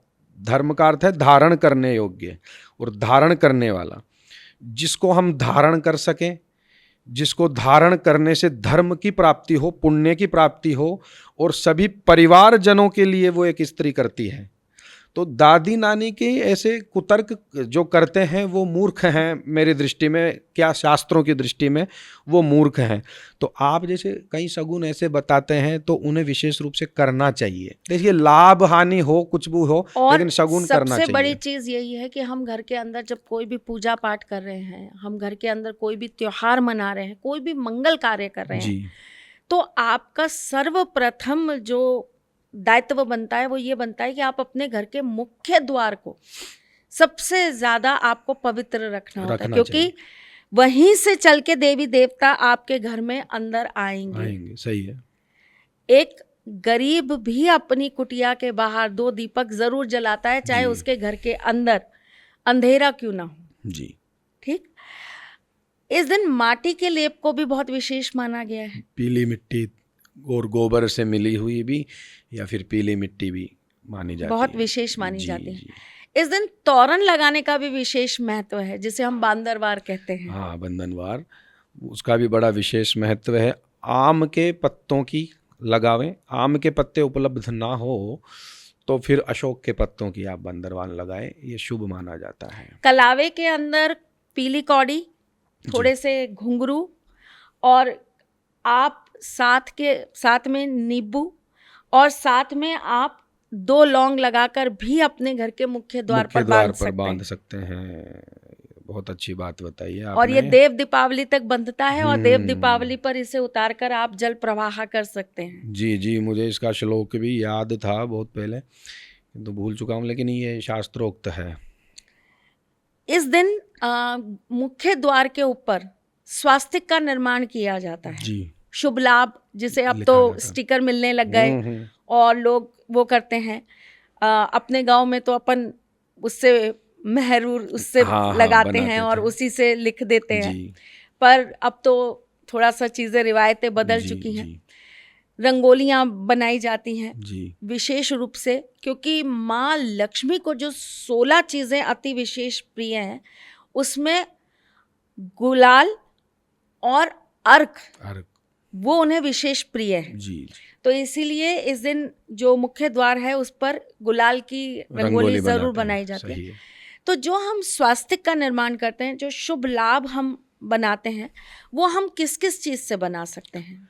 सबसे पहले तो कुमकुम रोली का विधान है, उसके बाद में है सिंदूर से और हरिद्रा, और अब तो स्टिकर वगैरह चल गए, लेकिन बनाना तो इनसे ही चाहिए, महत्वपूर्ण तो यही है। और जिनके घर में ब्राह्मण इत्यादि पूजन करने आते हैं, पूजा पाठ करते हैं, तो ब्राह्मणों के हाथ से बनवावें। स्वस्तिति मंत्र से, स्वस्ति मंत्र से बनवावे, या मंगलम भगवान विष्णु इत्यादि मंत्र से भी, स्वयं भी बना सकते हैं। ये मंत्र प्राय सभी को याद रहता है, तो स्वयं बनाना चाहें तो वो इस मंत्र से भी बना सकते हैं, जैसे रोली से, सिंदूर से, इनसे, हरिद्रा से। एक और चीज़ जो मैं आपसे पूछना चाहती हूँ, लोगों का एक सवाल और भी आता है कि हम जो दिवाली का पूजन स्वयं करते हैं, उसमें कहीं ना कहीं हमसे त्रुटियां हो जाती हैं, गलतियां हो जाती हैं, हमें पता नहीं है या हम जानते नहीं हैं, तो हमसे कहीं गलतियां हो जाती हैं। तो क्या इसके लिए कोई विशेष चीज़ करनी चाहिए? यदि ब्राह्मण को ना बुला सके, ऐसा बता रहे हैं ना, ब्राह्मण को नहीं बुला सके तो उसके लिए देखिए सूक्ष्म पद्धति है, बिल्कुल सूक्ष्म पद्धति है। लेकिन ऐसा नहीं है कि जो समर्थ है वो ब्राह्मण को ना बुलावे, ये सुनकर तो ये उनके लिए फलदायी नहीं होगा। जो समर्थ नहीं है, जिनका सामर्थ्य नहीं है ब्राह्मण को बुलाने का, या स्वयं ही कर सकते हैं, तो उनके लिए विशेष रूप से रोली मोली, चावल, सुपारी, कमलगट्टे, छोटी मोटी जो सामग्री है वो खरीद लेवें और उसके पश्चात वो कर सकते हैं। अगर कोई त्रुटि, कोई गलती हो जाए तो क्या इसके लिए कुछ विशेष होता है? त्रुटि के लिए तो फिर प्रायश्चितों में सीधा फिर से वही ब्राह्मण आते हैं, ब्राह्मण भोजन इत्यादि बताए हैं प्रायश्चित के लिए। जैसे गाय को हम गाय चारा को फिर खिला चारा सकते हैं, और पक्षियों को दाना अन्न, खिला हाँ, सकते हैं, ऐसा कर सकते हैं। और वैसे भी बड़ा दिन है, ये तो काम कर ही लेना चाहिए, जी, पुण्य का ही हाँ, काम हाँ, है। हाँ, अगर हम अपने घर में दिवाली मना रहे हैं तो हर जीव जंतु के साथ भी दिवाली मनानी जी, चाहिए, जी, तो उनको जी। भी आप उस दिन ज़रूर गाय को चारा दीजिए, रोटी खिलाइए। विशेष तौर पर इस दिन जो है गाय, गौ माता को रोटी खिलाने का, चारा खिलाने का प्रावधान भी है, गाय का स्नान इत्यादि ये सब, स्नान हाँ, इत्यादि किया जाता है और उनका विशेष पूजन किया जाता जी, है जी, इस दिन। एक और बात है जो मेरे पास बहुत लोगों का आता है सवाल, बहुत सारे लोग इस दिन रात को जुआ खेलते हैं। ऐसा कहते हैं कि इस रात्रि में जुआ खेलने का बहुत विशेष महत्व है। जी। वैसे जो मैंने पढ़ा है, आप उसको सत्यापित करिएगा। ये जो जुआ खेलने वाला या चौसड़ खेलने वाला जो विशेष दिन होता है वो छोटी दिवाली होता है। श्री कृष्ण उस दिन 64 खेला करते थे, है ना? पर दिवाली वाले दिन भी लोग जुआ खेलते हैं और उस दिन पार्टीज वगैरह करते हैं, पहले पूजन करते हैं, फिर बाद में ड्रिंक करते हैं। ठीक है, हम नहीं करते, जो करते हैं वो करते हैं। तो क्या ये सही है? ये तो सर्वथा निषेध है और बहुत बड़ा पाप है। जुआ खेलने का विधान तो मिलता है, किंतु वो जुआ मतलब उसको खेल के रूप में खेलने का है। धर्म सिंधु में मैं कुछ दिन पहले ही पढ़ा था, और पहले भी पढ़ा हुआ था, लेकिन स्मरण है कि जुआ खेलने का द्यूतम, जुआ को क्या कहते हैं? द्यूतम, द्यूतम शब्द है। तो इस दिन जो आप बता रहे हैं, इस दिन जुआ खेलने का विधान है, किंतु पति पत्नी इत्यादि ये मनोरंजन के लिए ही थोड़ा सा खेलते हैं, और वो भी इस प्रकार से जुआ मतलब इस प्रकार से खेलते हैं कि जैसे कौड़ियों से कुछ खेल लिया, या वही जो मैं अभी आपको बता रही हूँ, हाँ, इस प्रकार के, हाँ। और एक और विधि है कि पात्र में ले लेते हैं, दूध जल इत्यादि ऐसे डाल लेते हैं ताकि, और कुछ ऐसी वस्तु पटक देते हैं उसमें, ढूंढिए, हाँ, जो शादी में शगुन कराते हैं, हाँ, वो वाला ही उसी जैसा। तो उसमें पटक डाल देते हैं उसमें, और उसको ढूंढने का विधान है। वो तो किसी को भी मिले, कोई जीते हारे, दोनों ही जीत रहे हैं, दोनों ही हार रहे हैं, वो मनोरंजन का ऐसा विधान है। इसको खेलने से ऐसा कहा जाता है कि घर में थोड़ा सा मनोरंजन भी बना रहता है, और लक्ष्मी मैया ऐसा मनोरंजन भी बनाए रखती है क्योंकि कि जिससे जिस घर दुख में ना हो। खुशियां होती हाँ, हैं, हाँ, जिस घर में खेल कूद होता है, है। जहाँ पर परिवार साथ रहता है, जी, जी, एक दूसरे के साथ हंसता है, मुस्कुराता है, उस घर के अंदर माँ लक्ष्मी का वास होता है। ये तो होता है। सबको पता है, जी, और जी, इसीलिए शायद ये जो है विधान बना है। लेकिन जो पूजा करके ड्रिंक करते हैं उनके लिए क्या कहेंगे आप? पहले तो ये ड्रिंकबाजी करने वाले, जो पार्टीबाजी करने वाले हैं, इनके लिए पूजा वूजा ये बनी ही नहीं है। दिवाली उन्हीं के लिए है हाँ, भैया। अब आजकल होली दिवाली ये बहाने ढूंढते फिरते हैं। भगवान शिव को भी ये आश्रय बना लेते हैं, भगवान जी। शिव को भी बहाना बनाते हैं उनको कि नशेबाज बना दिया है। नशेबाज बना दिए। जी। तो इनके लिए तो ये चीज़ें बनी भी नहीं है।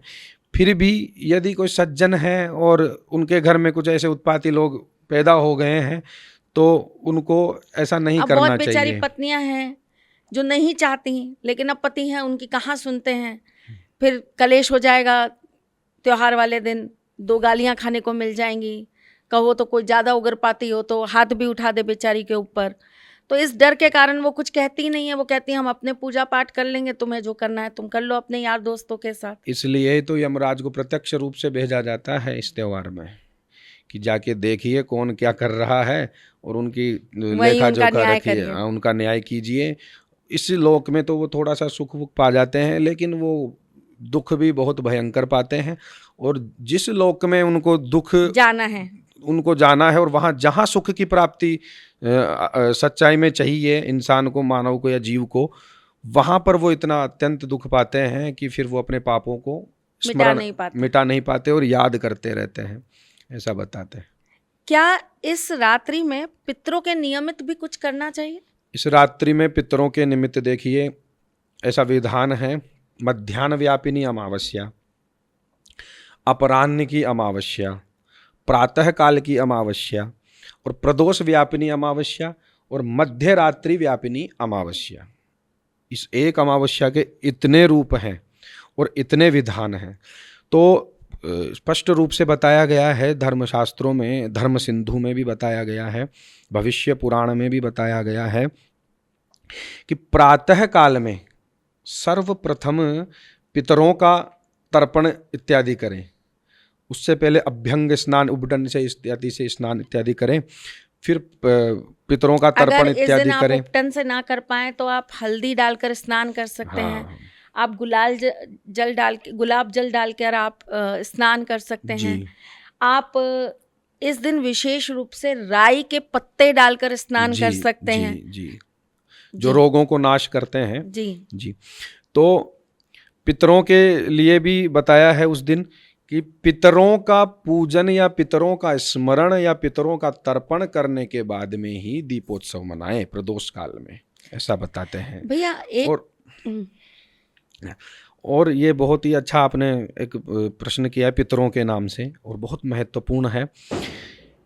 आपने नोट किया है, हम अपन तो नोट ही करते रहते हैं, लेकिन आप दर्शक भी नोट करें ये कि सबसे पहले पितर पक्ष आता है, उसके बाद में नवरात्रि आती है और उसके बाद दीपावली आती है।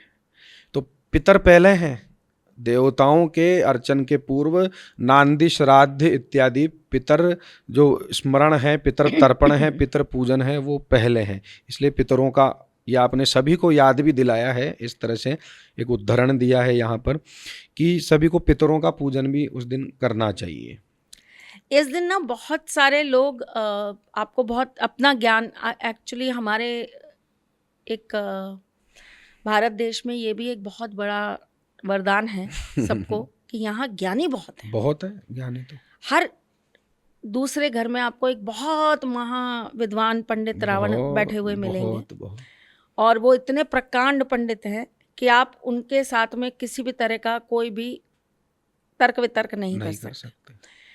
तो ऐसे में क्या है कि बहुत सारे पंडित ज्ञान देते हैं और वो ये बताते हैं कि ये इतनी बड़ी अमावस्या है कि इस दिन आपको अपने पितरों को स्थान देना चाहिए। अच्छा। जिसे कि अपने आप पट्टा भरना कहते हैं, या अपन लोग उनको नारियल में बांधकर जो स्थान देते हैं। तो दीपावली की रात्रि में ये कार्य मैंने बहुत करते हुए और करवाते हुए देखा है। और चूंकि दिवाली की रात्रि अगर हम गृहस्थ के हिसाब से देखें तो भगवान गणेश जी, माँ सरस्वती जी, माँ काली जी, माँ लक्ष्मी जी का पूजन होता है, लेकिन इस रात्रि में तंत्र मंत्र साधनाएं भी बहुत होती हैं जी, मारण क्रियाएं बहुत होती हैं। मध्य रात्रि व्यापिनी तंत्रांत्रिकों के लिए ही है ना। तो ये जो मैं अभी आपसे सवाल कर रही थी कि इस रात्रि पे जैसे कोई बहुत परेशान है, किसी के घर में पितृदोष चल रहा है, कुल दोष चल रहा है, तो वो पंडित उनको समझा देते हैं कि आप इस रात्रि में जो है पट्टा भरवाइए और आप अपने घर के अंदर अपने पितरों को स्थापित करिए, उनको स्थान दीजिए। वो अच्छा। भटक रहे हैं, अच्छा। उनकी आत्माएं भटक रही हैं, आप उनको स्थान दीजिए। जबकि मेरा पर्सनली ऐसा मानना है कि पितृ जो हैं उनको बांधिए मत। पितृ जो हैं उनको मोक्ष प्राप्त हो, उनको आगे गति प्राप्त हो, उसके लिए आप कार्य करते रहिए। आप अपने स्वार्थ के लिए अपने पितरों को अपने साथ जोड़िए मत। सही है। कि वो आएंगे, वो हमको बताएंगे, वो हमको आगवत कराते रहेंगे। अब ठीक है, उनकी अगर नियत ऐसी ही है कि भाई उनको नियति में लिखा ही है कि उनको भटकना है, तो आप उस चीज के पात्र मत बनिए, ये मेरा मानना है। जी जी जी, वो उनके कर्मों की गति है, उनको भुगतने दीजिए, सही है। आप उसके उद्धार के लिए, आप उनकी उन्नति के प्रयत्न लिए जो कीजिए। अच्छे काम कर सकते हैं, जो अपने पितरों के नियमित आप दान पूजन, जो आप अच्छे कार्य कर सकते हैं, विद्यालय बनवा दीजिए, चिकित्सा के लिए आप नए नए श्रोत्र बनवा जी दीजिए, जी। प्याऊ बनवा दीजिए, बहुत सारी चीज़ें हैं। धर्मशाला बनवा दीजिए, धर्मशाला नहीं बनवा सकते तो धर्मशाला में एक कमरा ही बनवा जी दीजिए, जी। पंखे लगवा दीजिए। लोग जो आप कर सकते हो वो अच्छे काम करिए। लेकिन ये जो मैं आपसे सवाल कर रही हूँ, ये बहुत महत्वपूर्ण सवाल है और इस पर मेरे बहुत सारे लोगों से वाद विवाद हो चुके हैं और बहुत सारे पंडित मुझसे इस बात पे नाराज भी रहते हैं कि ये हमारे काम धंधे पे जो है पानी फेर रही हैं।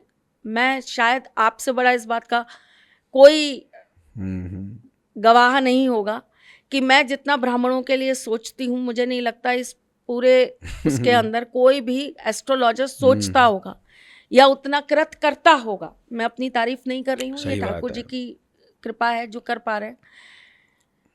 आप क्या कहेंगे इस बारे में कि क्या हमें सच में इस दिन ऐसा कोई पूजन या ऐसी कोई चीज करनी चाहिए? अगर करनी चाहिए तो क्या सावधानियां रखनी चाहिए और किन लोगों को करनी चाहिए और किन को नहीं करनी चाहिए? देखिए, शास्त्रों के अनुसार देखा जाए, जो पितृ पूजन का जो विधान है, अगर हम उसके हिसाब से चलते हैं, देखते हैं, तो पितरों के लिए तर्पण, पिंडदान या दान, ये ही बहुत ही महत्वपूर्ण होते हैं। उन्हें स्थान इत्यादि ये दे रहे हैं, दीपावली के दिन या रात्रि को दे रहे हैं, ये सर्वथा अनुचित है। ठीक है। अब इनमें सावधानियां यही हैं कि पितर जिन चीज़ों से रुष्ट होते हैं, देखिए स्पष्ट कहते हैं, पितृ पूजन जो विधान है या पितरों के निमित्त जो कार्य करते हैं, उसमें स्पष्ट कहा गया है कि देव कार्य में तो ब्राह्मणों की परीक्षा लो या मत लो, लेकिन पितृ कार्य में ब्राह्मण की परीक्षा आप लेने के अधिकारी हैं। पितृ कार्य में तो इतना विशेष रूप से ध्यान और सावधानी रखने की आवश्यकता होती है कि यदि भोजन में तिल का एक दाना भी दिख जाता है पितरों को, तो वो रुष्ट होकर चले जाते हैं पितृलोक। तो पितरों के लिए तो इतनी सावधानियां बताई गई है। और इस प्रकार से यदि ब्राह्मण जन करते हैं तो उनसे निवेदन यही है हमारा तो कि ऐसा कृत्य ना करें, ताकि किसी का पितरों के उद्धार होने के बजाय पितर उनसे रुष्ट ही होके चले जाएं और वंश दोष इत्यादि वो उनके लग जाए। तो इसलिए अनुचित ही है। स्थान इत्यादि पितरों का तो वायु रूप से प्रधान है। पितर तो जो पितृलोक से पधारते हैं, अर्यमा इत्यादि जो पितर हैं, विश्वेदेवा इत्यादि जो पितर हैं, अग्निश्वात्ता नाम के जो पितर हैं, वो इस प्रकार से ही पधारते हैं और वायु रूप से ही आते हैं। ब्राह्मण भोजन हो गया, तर्पण हो गया, पिंडदान इत्यादि हो गया, गाय को भोजन हो गया, कुत्ते कौवे इत्यादि को जो बलियाँ निकलती है वो हो गया। इससे ही पितर प्रसन्न हो जाएंगे, पितर इससे ही तृप्त हो जाते हैं। तो फिर ये स्थान इत्यादि देके ये तो अनुचित ही है। हाँ, पूर्वजों के जो चित्र हैं वो आप घर में रखिए, उनको भाव से पूजिए, चंदन लगाइए, नई माला उन पर अर्पित करिए, हाँ, वो भाव है, धूपबत्ती लगाइए उन्हें। वो भाव है, उसकी अपने पूर्वजों की स्मृति बनी रहे, उनका स्वरूप हमारे नेत्रों में, हमारे मन मस्तिष्क में बना रहे, उनके लिए आदर सम्मान हो। इसलिए चित्रपटल का विधान जरूरी है। है। हाँ ठीक है, मतलब आपके हिसाब से हमें ये सारी चीज़ें नहीं करनी चाहिए। इसके अंदर एक और विशेष चीज़ आती है कि लोग अकस्मात धन प्राप्ति के लिए या महालक्ष्मी को सिद्ध करने के लिए या श्री सिद्धि के लिए इस रात्रि में बहुत सारे पूजन करते हैं और बहुत सारी क्रियाएं करते हैं, बहुत सारे अलग अलग तरीके से स्वप्न सिद्धि प्राप्त करने के लिए, वाणी सिद्धि प्राप्त करने के लिए, अप्सरा सिद्धि, यक्षिणी सिद्धि, ये सारी सिद्धियां उनको कुछ यूट्यूब से मिल जाती हैं, कुछ किताबों में मिल जाती हैं। तो वो इसको प्रयास करते हैं और इनको करने की कोशिश करते हैं।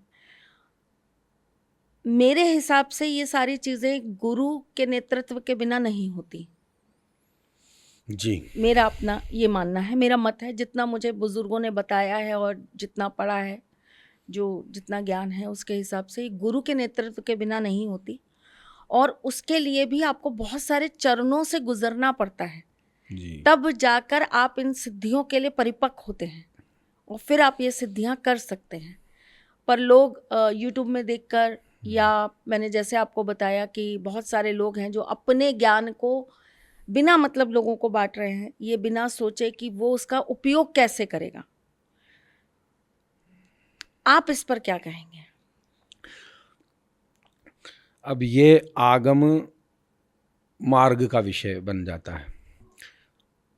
आगम मार्ग का क्या कहते हैं कि आगता शिव वक्तृभ्यो, ऐसा कुछ श्लोक है, मुझे स्मरण नहीं है, आगम तंत्रों का ही श्लोक है। और इसका अर्थ ये है कि शिव वक्तृभ्यो, भगवान शिव के मुख से निकलना और पार्वती जी के कानों में जाना, पार्वती जी के कानों में जाना। तो गमन, आगत, आगम। अब म शब्द का अर्थ क्या हुआ? मंतेभ्य है, यानी मत किसने दिया? भगवान विष्णु ने। तो ये आगम का शाब्दिक अर्थ है, जो श्लोक प्रमाण है।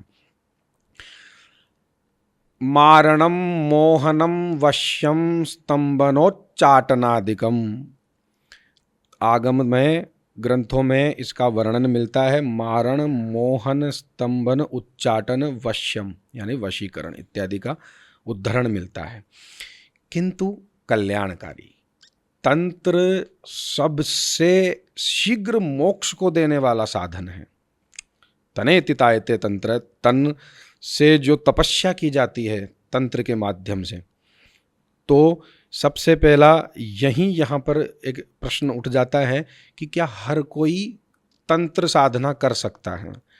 देखिए, सर्वप्रथम तो ऐसा गुरु मिल पाना बहुत ही कठिन है, और गुरु को भी शिष्य मिल पाना बहुत कठिन है। हाँ, कुछ तंत्र की जो शाखाएं हैं वो लुप्त हो चुकी है इसी ही परंपरा को ना अनुसरण करने के कारण, क्योंकि गुरु को ऐसा शिष्य नहीं मिला और कई शिष्य थे उनको ऐसे गुरु नहीं मिले, तो वो शाखाएं कहीं लुप्त हो गई हैं। अब यक्षिणी, पिशाच इत्यादि की जो सिद्धियां हैं ये सात्विक नहीं है, ये देवियां सात्विक नहीं है। पंचकुली सिद्धि, पंचकुली इत्यादि, हाँ, ये सात्विक नहीं है। श्री विद्या के जो उपासक हैं वो इसमें कर सकते हैं। कोलव संप्रदाय से जो काली के हैं उपासक, वो भी इसमें कर सकते हैं, किंतु गुरु के निर्देशानुसार ही ये सभी कृत्य करने चाहिए। क्योंकि मेरा मानना नहीं, ये आगम ग्रंथों का स्पष्ट रूप से कहना है, भगवान शिव का भी कहना है। महादेव संहिता जो तंत्र की एक संहिता है, उसमें भी भगवान शिव यही कहते हैं पार्वती जी से कि यदि तंत्र साधक सबके सामने प्रकट रूप से रहता है तो उसकी कहीं विद्याएं क्षीण हो जाती है, नष्ट हो जाती हैं, उसकी बुद्धि भी भ्रष्ट हो जाती है। ये तो इतिहास में भी कुछ कथाओं में वर्णित है कि गलत जगह ज्ञान देने से आपको उस ज्ञान की क्षीणता प्राप्त होती है। जी। और वो ज्ञान क्षीण हो जाता है, और गलत व्यक्ति को गलत जगह पर ज्ञान देने से आपके ज्ञान का महत्व भी नहीं रह जाता। जी, बक विडाल वृत्ति न्याय कहते हैं इसको। वक वृडाल वृत्ति वाले को कभी भी ज्ञान नहीं देना चाहिए, यानी जिसका बिल्ली जैसा स्वभाव हो। कहते हैं ना कि बिल्ली की रखवाली, दूध की रखवाली बिल्ली को दे दी, ऐसे को भी ज्ञान नहीं देना चाहिए। और बक जो धूर्त हो, दुष्ट हो, जैसे बगुला शातिर होता है कहते हैं, तो दिखता तो श्वेत है और खड़ा रहता है तपस्वी की तरह, किंतु उसका आहार क्या है, वो किस प्रकार से प्राप्त करता है, वो सभी को ज्ञात है। इसलिए ऐसे वृत्ति वालों को कभी भी ज्ञान नहीं देना चाहिए, तो उसका वो दुरुपयोग ही करते हैं, इसलिए बताया गया है ऐसा। चलिए कुछ बहुत जल्दी जल्दी आपसे क्वेश्चंस पूछती हूँ क्योंकि बहुत लंबा पॉडकास्ट हो गया है। पहला मेरा सवाल, इस रात्रि को विशेष लेकर कुछ विशेष चीज़ों का पूजन किया जाता है इस रात्रि में, जैसे कि काली हल्दी हो गई, गुंजा हो गई, कौड़ियाँ हो गई, पीली सफ़ेद काली कौड़ी, इंद्रजाल हो गया, अगर लोगों के पास है तो, और अगर उनको प्राप्त हो जाती है, किसी के पास बहुत पुरानी रखी होती है, वैसे तो रखना निषेध है, लेकिन अगर आपके पास है तो आप कर सकते हो पूजन, जैसे कि बिल्ली की ज़ेर हो गई, हत्ता जोड़ी हो गई, विशेष रूप से सियार सिंगली की जोड़ी जो होती है उसका पूजन होता है। तो क्या ये सारी पूजाएं घर में करके इन्हें स्थापित करना चाहिए?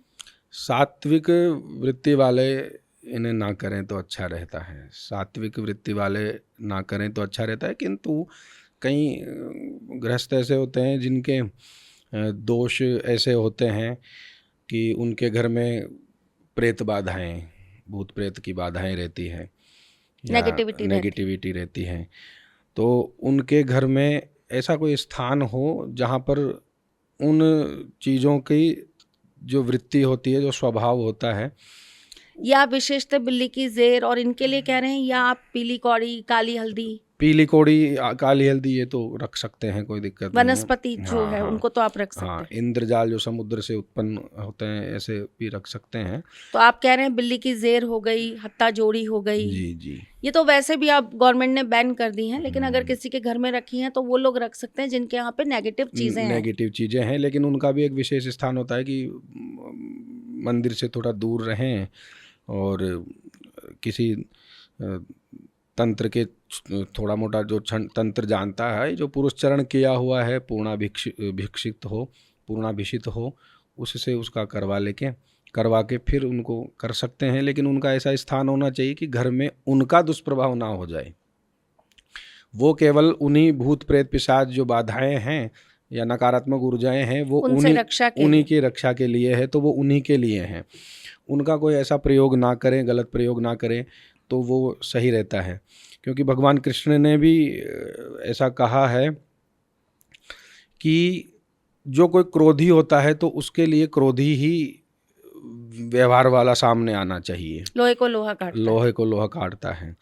तो उस प्रकार से वो कर सकते हैं, लेकिन वो शोधन हुई होनी चाहिए, क्योंकि एक चमड़ा होता है ढोलक पे, तबले पर इत्यादि पर, तो वो शोधन किया हुआ, वो बिल्कुल शोधन किया हुआ होता है, तो उसमें ऐसा कोई दोष नहीं लगता है। इसी बात पे मुझे याद आ गया कि मैंने किसी का एक रील देखा था और उसमें उन्होंने कहा था कि जो माता रानी के साथ जो शेर रहता है वो क्या फल खाता है, वो मांसाहारी नहीं होता। तो जो लोग ये कहते हैं कि माता रानी की पूजा सात्विक तरीके से करनी चाहिए, तो उनके साथ रहने वाला शेर तो मांसाहारी ही होगा ना। आप जो माँ का पूजन करने के लिए ढोलक यूज़ कर रहे हैं, उस पे भी तो चमड़ा चढ़ा रहता है।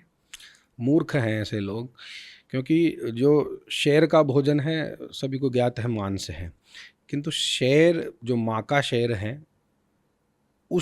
ये किम पुरुष योनि कहा जाता है इन्हें। ये मुझे बताना नहीं चाहिए था ऐसे रहस्य, किंतु इन्हें किम पुरुष योनि कहा जाता है। किम पुरुष योनि का अर्थ होता है कि रीछ, वानर, भालू, जो मनुष्यों की भाषा भी बोल सकते हैं, रूप परिवर्तन में भी कर सकते हैं। इनकी योनियां किम पुरुष, ये साधारण नहीं होते हैं। अब शेर है तो वो राक्षसों का वध करके उनका मांस खाता है। दुर्गा सप्तशती में मार्कंडे पुराण अंतर्गत जो है उसमें स्पष्ट रूप से वर्णन है कि देवी का जो सिंह है वो देवताओं की सेना के साथ खड़ा है, देवताओं का भक्षण नहीं कर रहा है, वो राक्षसों का वहाँ पर भक्षण कर रहा है। और उस शेर का जो भोजन है, ये दुष्ट प्रवृत्ति वाले लोग, राक्षस लोग, ऐसा भोजन है उनका। तो इस तरह से जो लोग कुतर्क करते हैं, ये मूर्खतापूर्ण वाली बातें हैं और कुछ नहीं है। चलिए, वो तो बात की बात चली तो मैंने आपसे पूछ लिया। विशेषकर इस रात्रि के अंदर जो नॉर्मल हम पूजा करते हैं घर में, और जिन चीज़ों का हम प्रयोग करते हैं पूजा के लिए, उनमें कुछ ऐसी चीज़ें हैं जो हमें ज़रूर करनी चाहिए। दीपावली के समय पर, हाँ, दीपावली के समय से ही कुबेर जी का या रूप चौदस का अपनी बात ही हुई है। दीपावली के दिन भी जैसे धनिया हो गया, कांकड़े होते हैं जो कपास से युक्त होते हैं, ऐसी वस्तुएं हो गई। गन्ना, और गन्ना आप विशेष रूप से बताते भी रहते हैं सभी को वैसे उपाय। अगर आपको हाथी मिल जाए तो आप गन्ना ज़रूर उन्हें खिलाइए। गन्ना जरूर खिलाए। और गजलक्ष्मी का भी है तो वाहन विशेष भी है, पूजन किया जाता है। तो उस प्रकार से भी गन्ने का इसमें जुड़ता है।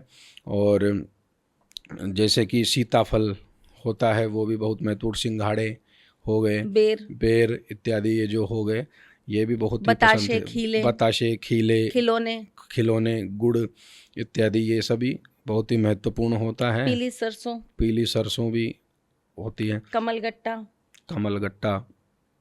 इस प्रकार से धनिया साबुत हुआ, या हरा भी फिर रख सकते हैं, लेकिन साबुत धनिया तो अवश्य रखें। हरी मूंग दाल इत्यादि रखें, ये बहुत ही अच्छी बात है। और दीपावली के दिन कई लोग जो धनाढ्य हैं, भगवान सभी को धन भी देता है, किसी को धन देता है तो मन भी नहीं देता है। कईयों के पास धन है लेकिन मन नहीं है, ऐसे भी लोग हैं। किंतु कईयों के पास धन नहीं है लेकिन मन बहुत है, ऐसे भी लोग हैं। तो ब्राह्मणों से मेरा तो निवेदन यह है कि उनके भी आप पूजन करवाने जाएं, उनका भी सोचें, और जितनी भी हो सके उनकी जितनी भी सामर्थ्य हो दक्षिणा लेवें, और वहाँ से उनको आशीर्वाद देके उनकी अच्छी सी पूजन करवा के आएँ। ये तो मेरा निजी विचार है कि ब्राह्मणों को ये भी सोचना चाहिए। और इस निजी विचार में आपके सामने एक सबसे बड़ा प्रमाण मैं बैठी। हाँ ठीक है, मजबूरी भी थी कि एक रिश्ते में बंधे थे हम, लेकिन हाँ, जैसा उसने कहा वैसी ही चीज़ को वापस रिपीट कर रही हूँ कि एक समय था मेरी लाइफ में जब मन बहुत था लेकिन धन नहीं था। बहुत मन होता था, बहुत चीज़ें थी करने के लिए, और इंसान हूँ, बहुत सारी विपरीत परिस्थितियों से भी गुजरी हूँ।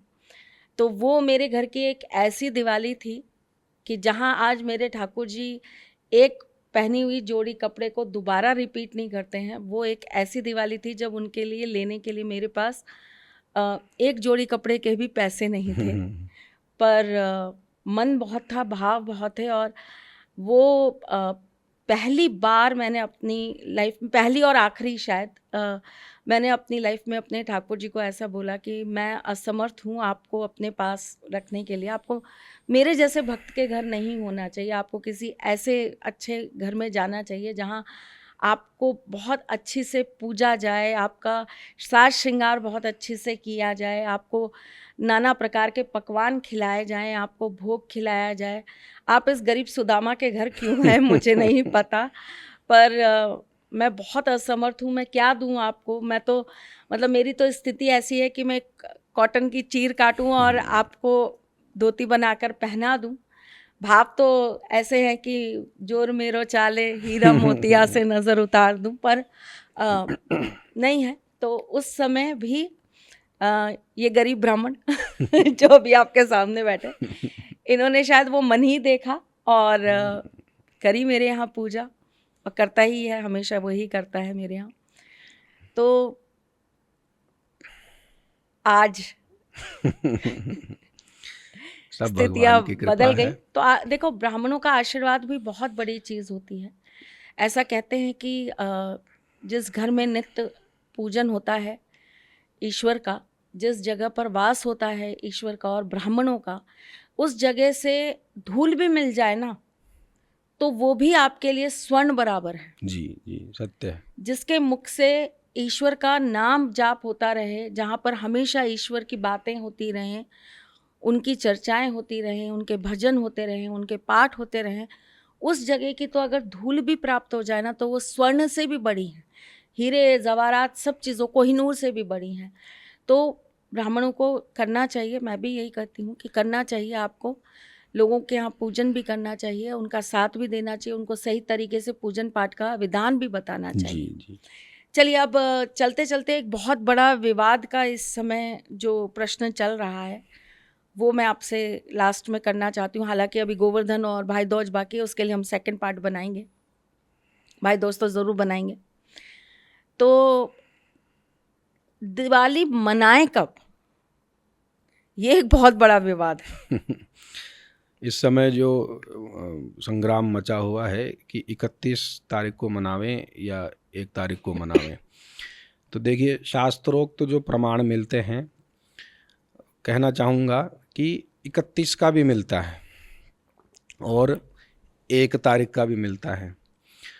अब संशय जब ऐसे खड़े हो जाते हैं तो ऋषि मुनियों ने क्या है कि पहले से ही उल्लेख कर दिया शास्त्रों में कि यदि ये परिस्थितियां बनती है आगे चलकर तो इन परिस्थितियों में इस प्रकार से विचार करके विमर्श करके शास्त्रों का सहारा लेकर ये निर्णय करना चाहिए और ये शेष रहेगा, ये शेष रहे। तो इसमें क्या होता है कि अब की बार 2 अमावस्या है और अब की बार ही नहीं है, ये 1980 में भी थी, 1965 में भी थी, 1963 में भी थी और आने वाले 25 में भी है, ऐसा योग बनेगा। पर तब इंस्टाग्राम नहीं था भैया, तब इंस्टाग्राम, नहीं फेसबुक था, इत्यादि नहीं थे, तब इन बातों के इतने विवाद नहीं थे। तो उस समय और तब सबका एक मत हुआ करता था, एकता हुआ करती थी। सही बात है। तो अब आज क्या हो गया है कि विद्वानों में भी ऐसी होड़ मच गई है कि वो कहता है कि मेरा प्रमाण मान्य है और एक विद्वान कहता है कि मेरा प्रमाण मान्य है और मेरा तो ये मानना है कि जो शास्त्र कहता है वो मानिए, क्योंकि शास्त्रों से ही ब्राह्मण है और ब्राह्मणों से और शास्त्रों से सभी विधान जानते हैं, कर्तव्य भी है। तो 2 अमावस्या पड़ रही है।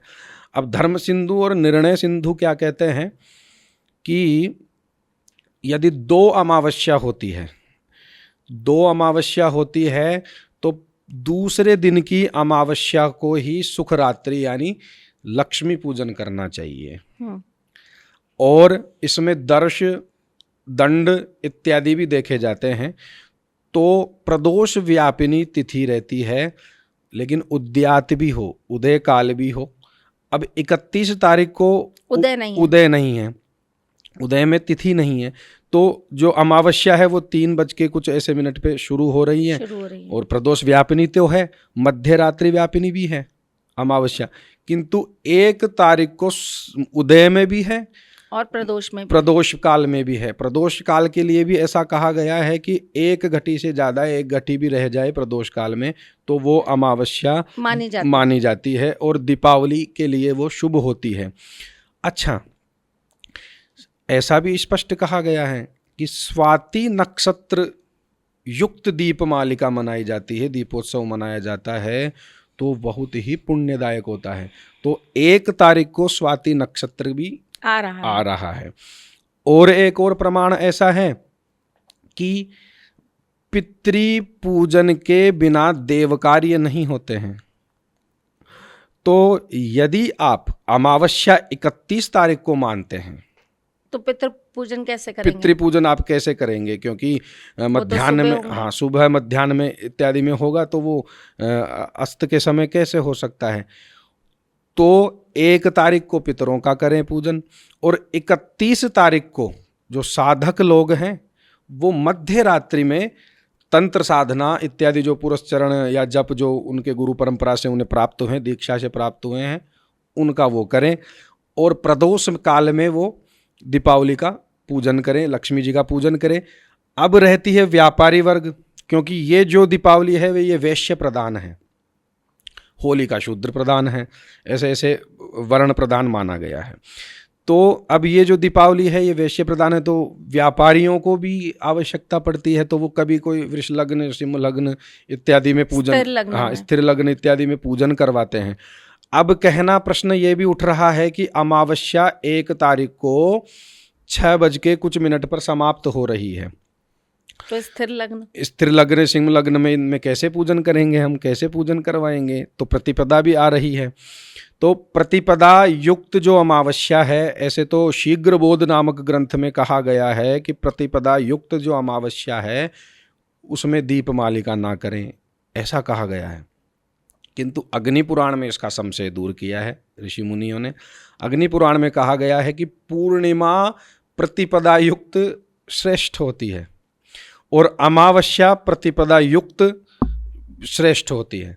तो अमावस्या के साथ में प्रतिपदा भी है। और जब अमावस्या मानी गई है, यानी अहोरात्र कहा जाता है, दिन को क्या कहा जाता है, उसमें रात को भी गिना जाता है।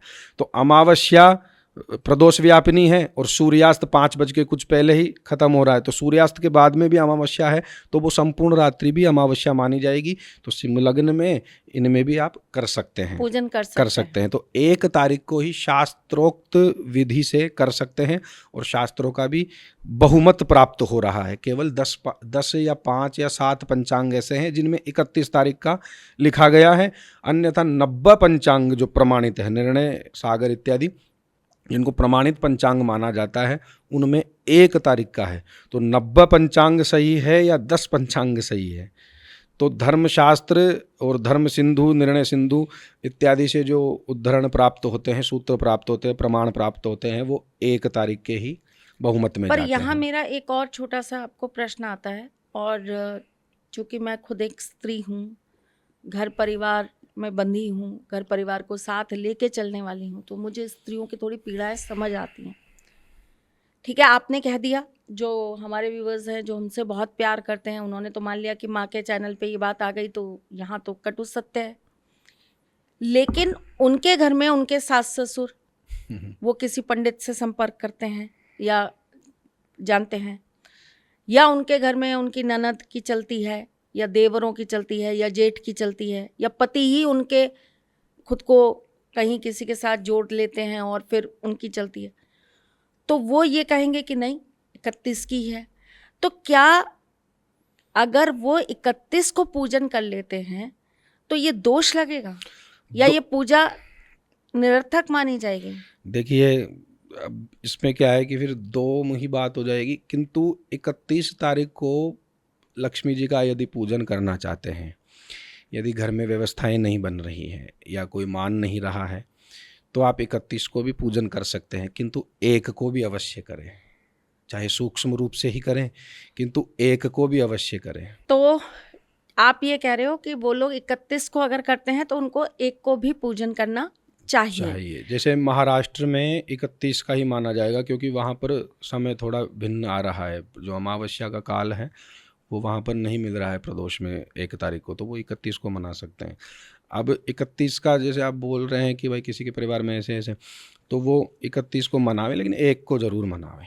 तो 1 को पूरे विधि विधान के साथ मनावे? हाँ, 1 को भी मनावे। जैसे आपने 31 को पूजन किया वैसे ही 1 को करें।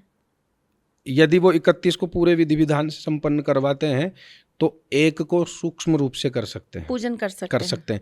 किंतु जो प्रमाणोक्त है वो तो 1 का ही आ रहा है। आपने स्त्रियों की पीड़ा समझकर या उस हिसाब से पूछा है, तो वो एक थोड़ी सी ये छोटी सी गली है, किंतु एक और सवाल है जो मैं आपसे चलते चलते पूछना चाहती हूँ, जो ज़रूर आएगा अभी। बहुत सारी ऐसी स्त्रियां हैं जो रजस्वला से हो जाती हैं, पीरियड से हो जाती हैं, तो ऐसी स्थिति में वो पूजन कैसे करें? ऐसी स्थिति में वो पूजन ना करें, क्योंकि 4 दिन का तो बताया, चौथा दिन पति कार्य के लिए, 5वां दिन देव कार्य के लिए। और यदि इसमें क्या होता है कि यदि 3 दिन में रजोदर्शन समाप्त होता है, 3 दिन में रजस्वला स्त्री शुद्ध होती है, तो वो 5वें दिन पूजन करे। और यदि किसी स्त्री के 5 दिन तक का होता है तो वो 7वें दिन का, ऐसा 2 मत मिलते हैं मनुस्मृति और स्कंद पुराण इत्यादि के अनुसार।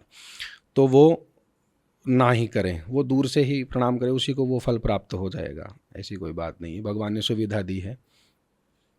ठीक है, तो ये जो घर की सफाई है, द्वार पर जो लेप है, जो स्वास्तिक बनाना है, ये सारे कार्य भी नहीं ये कर भी ना सकते? करें, क्योंकि रजस्वला स्त्री के लिए भगवान ने इतनी बड़ी सुविधा दी है कि उसको तो परिश्रम करना ही नहीं चाहिए। भगवान ने भी स्त्रियों के लिए इतना सोचा है और ऋषि मुनियों ने भी इतना सोचा है कि रजस्वला स्त्री को, क्योंकि रजो धर्म कहते हैं इसको, तो ये भी एक धर्म है स्त्री के लिए, ये भी धर्म है। और परिवार में रहने वालों को का भी ये कर्तव्य है कि उस स्त्री का सम्मान करें, उस स्त्री को इतना आराम देवें, इतनी सुविधा देवें कि वो आराम करे, परिश्रम ना करें। साफ सफाई में भी थोड़ा परिश्रम होता है, भारी वजन ना उठाना, ऐसा भी मिलता है अग्नि पुराण, विष्णु धर्मोत्तर पुराण में भी, कि विष्णु भगवान स्वयं ही बता रहे हैं। और वारा भूमि देवी को बता रहे हैं, स्वयं धरती माता को ही बताते हैं विष्णु भगवान, भूदेवी को, कि रजस्वला स्त्री के ये धर्म होते हैं और रजस्वला के साथ में परिवार वालों के भी कर्तव्य होते हैं। तो स्त्री के लिए ये सम्मान की बात है और ये उनको अवकाश दिया गया है, तो वो ऐसा भी ना करें। साफ़ सफाई अगर समर्थ हैं, शरीर से समर्थ हैं, तो छोटी मोटी साफ़ सफाई कर लेवें, मंदिर देवतीर्थ से या मंदिर से दूर रहें, रसोई से दूर रहें, ऐसा ये विधान बनाया है। और रजस्वला धर्म पर कई प्रश्न आते भी हैं अपने चैनलों पर, तो कभी इस पर विस्तृत रूप से चर्चा भी करेंगे और बहुत अच्छे से वर्णन करेंगे इस पर। एक चलते चलते आज ही एक सवाल आया था कि किसी ने मुझसे ये पूछा कि हमने एक रील देखी है, उसके अंदर कोई बता रहे थे कि एक स्त्री का जब विवाह होता है तो उसका विवाह 4 चीज़ों से, 4 लोगों से होता है। चंद्रदेव, अग्नि, ऐसे करके उन्होंने बताया था, और चौथा जो होता है वो पुरुष होता है जिससे उनका विवाह होता है। देखिए, अग्नि, चंद्र, ध्रुव, ब्राह्मण, ये प्रत्यक्षदर्शी होते हैं, गवाह जिसे कहते हैं, ये प्रत्यक्षदर्शी होते हैं, इनसे विवाह इत्यादि नहीं होता है, वो तो पुरुष से ही होता है, लेकिन साक्षी इनकी होती है, क्योंकि मंत्र ब्राह्मण बोलते हैं। चंद्रमा रात का प्रत्यक्षदर्शी है, रात्रि का तो सुधाकर यानी चंद्रमा, दिन का दिवाकर यानी सूर्य, और अग्नि ये भी साक्षी हैं, ब्राह्मण इत्यादि ये भी साक्षी हैं। तो इस विवाह के साक्षी कौन थे, कौन रहे हैं, तो इसलिए नहीं, इनका वो विधान। साक्षी नहीं कह रहे थे, वो ये कह रहे थे कि स्त्री का जो विवाह है वो 4 पुरुषों से होता है, और चौथा पुरुष वो व्यक्ति होता है जिससे उसके 7 फेरे होते हैं। नहीं, ये सर्वथा अनुचित तर्क है, कुतर्क है कि 4 से होता है, ये पुरुष के साथ ही होता है, इनके अलावा ये नहीं, ऐसा कोई वर्णन नहीं मिलता है कि इनके साथ होता मैं है। फिर भी कान्हा भैया को एक बार वो रील दिखा के, और फिर वो आपको इस चीज़ को ज़्यादा अच्छे से समझा पाएंगे और शास्त्र युक्त समझा पाएंगे। तो आप लोगों के जब भी ऐसे कोई प्रश्न आते हैं तो आप निश्चिंत रहिए, हम जब भी इस तरीके से बैठेंगे आपको ज़रूर उन चीज़ों के उत्तर देने की कोशिश करेंगे। दिवाली से रिलेटेड अगर आपके कोई और सवाल हैं, कोई और आपके मन में भ्रम है, कोई बात है, तो आप हमें ज़रूर कमेंट करिए। पॉडकास्ट बनाना या वीडियो बनाना तो पॉसिबल नहीं होगा, समय बहुत कम रह गया है, लेकिन हम लाइव आकर आपको ज़रूर उसके बारे में जानकारी देने का पूरा प्रयास करेंगे। दिवाली के अचूक उपाय और बाकी जो भी आपको दिवाली पर विशेष करना है उसकी जानकारी भी हम आपको वीडियो के माध्यम से लाइव आकर जल्दी जल्दी देते रहेंगे। तो आज के लिए इजाज़त दीजिए, हम आपसे इजाज़त चाहते हैं। हैप्पी दिवाली आप सभी को। आपके घर में सुख, समृद्धि, शांति, माँ लक्ष्मी का वास हमेशा बना रहे। आपके घर के अंदर विद्या की देवी माँ सरस्वती हमेशा स्थापित रहें। भगवान गणेश आपके घर के सारे विघ्न हरें, मंगल करें और आपको बल बुद्धि प्रदान करें। इसी आशीर्वाद और इसी कामना के साथ आज के लिए बस इतना ही। फिर मिलेंगे कुछ नया, कुछ अलग, कुछ अद्भुत लेके। तब तक के लिए मुस्कुराते रहिएगा, रिश्तों में मजबूती बना के रखिएगा, अपने साथी के साथ यूँ जुड़े रहिएगा, प्यार देते रहिएगा, प्यार लेते रहिएगा, ख्याल रखिएगा अपना और उनका जिनसे आप प्यार करते हैं। हम फिर जल्द आपसे मिलने आएंगे, तब तक के लिए राधे राधे। राधे राधे। सारथी माँ त्रिशला ज्योतिष के क्षेत्र में विश्वविख्यात नाम है। ज्योतिष शास्त्र में पीएचडी माँ त्रिशला पिछले 22 वर्षों से ज्योतिष की सभी परंपरागत विधाओं के साथ साथ अनेक दुर्लभ गुण विधाओं जैसे परछाई एवं नब्ज के अध्ययन से अपनी सटीक भविष्यवाणी और पूर्वानुमान के लिए विख्यात हैं। अपने उपायों द्वारा लाखों लोगों का जीवन संवार चुकी मां त्रिशला लगातार 2016 से ज्योतिष विभूषण अवार्ड प्राप्त कर रही हैं। साल 2018 में उन्हें उत्तराखंड के मुख्यमंत्री त्रिवेंद्र सिंह रावत ने ज्योतिष विभूषण अवार्ड से सम्मानित किया था और साल 2016 में उन्हें राजस्थान में बेस्ट एस्ट्रोलॉजर के अवार्ड से नवाजा जा चुका है।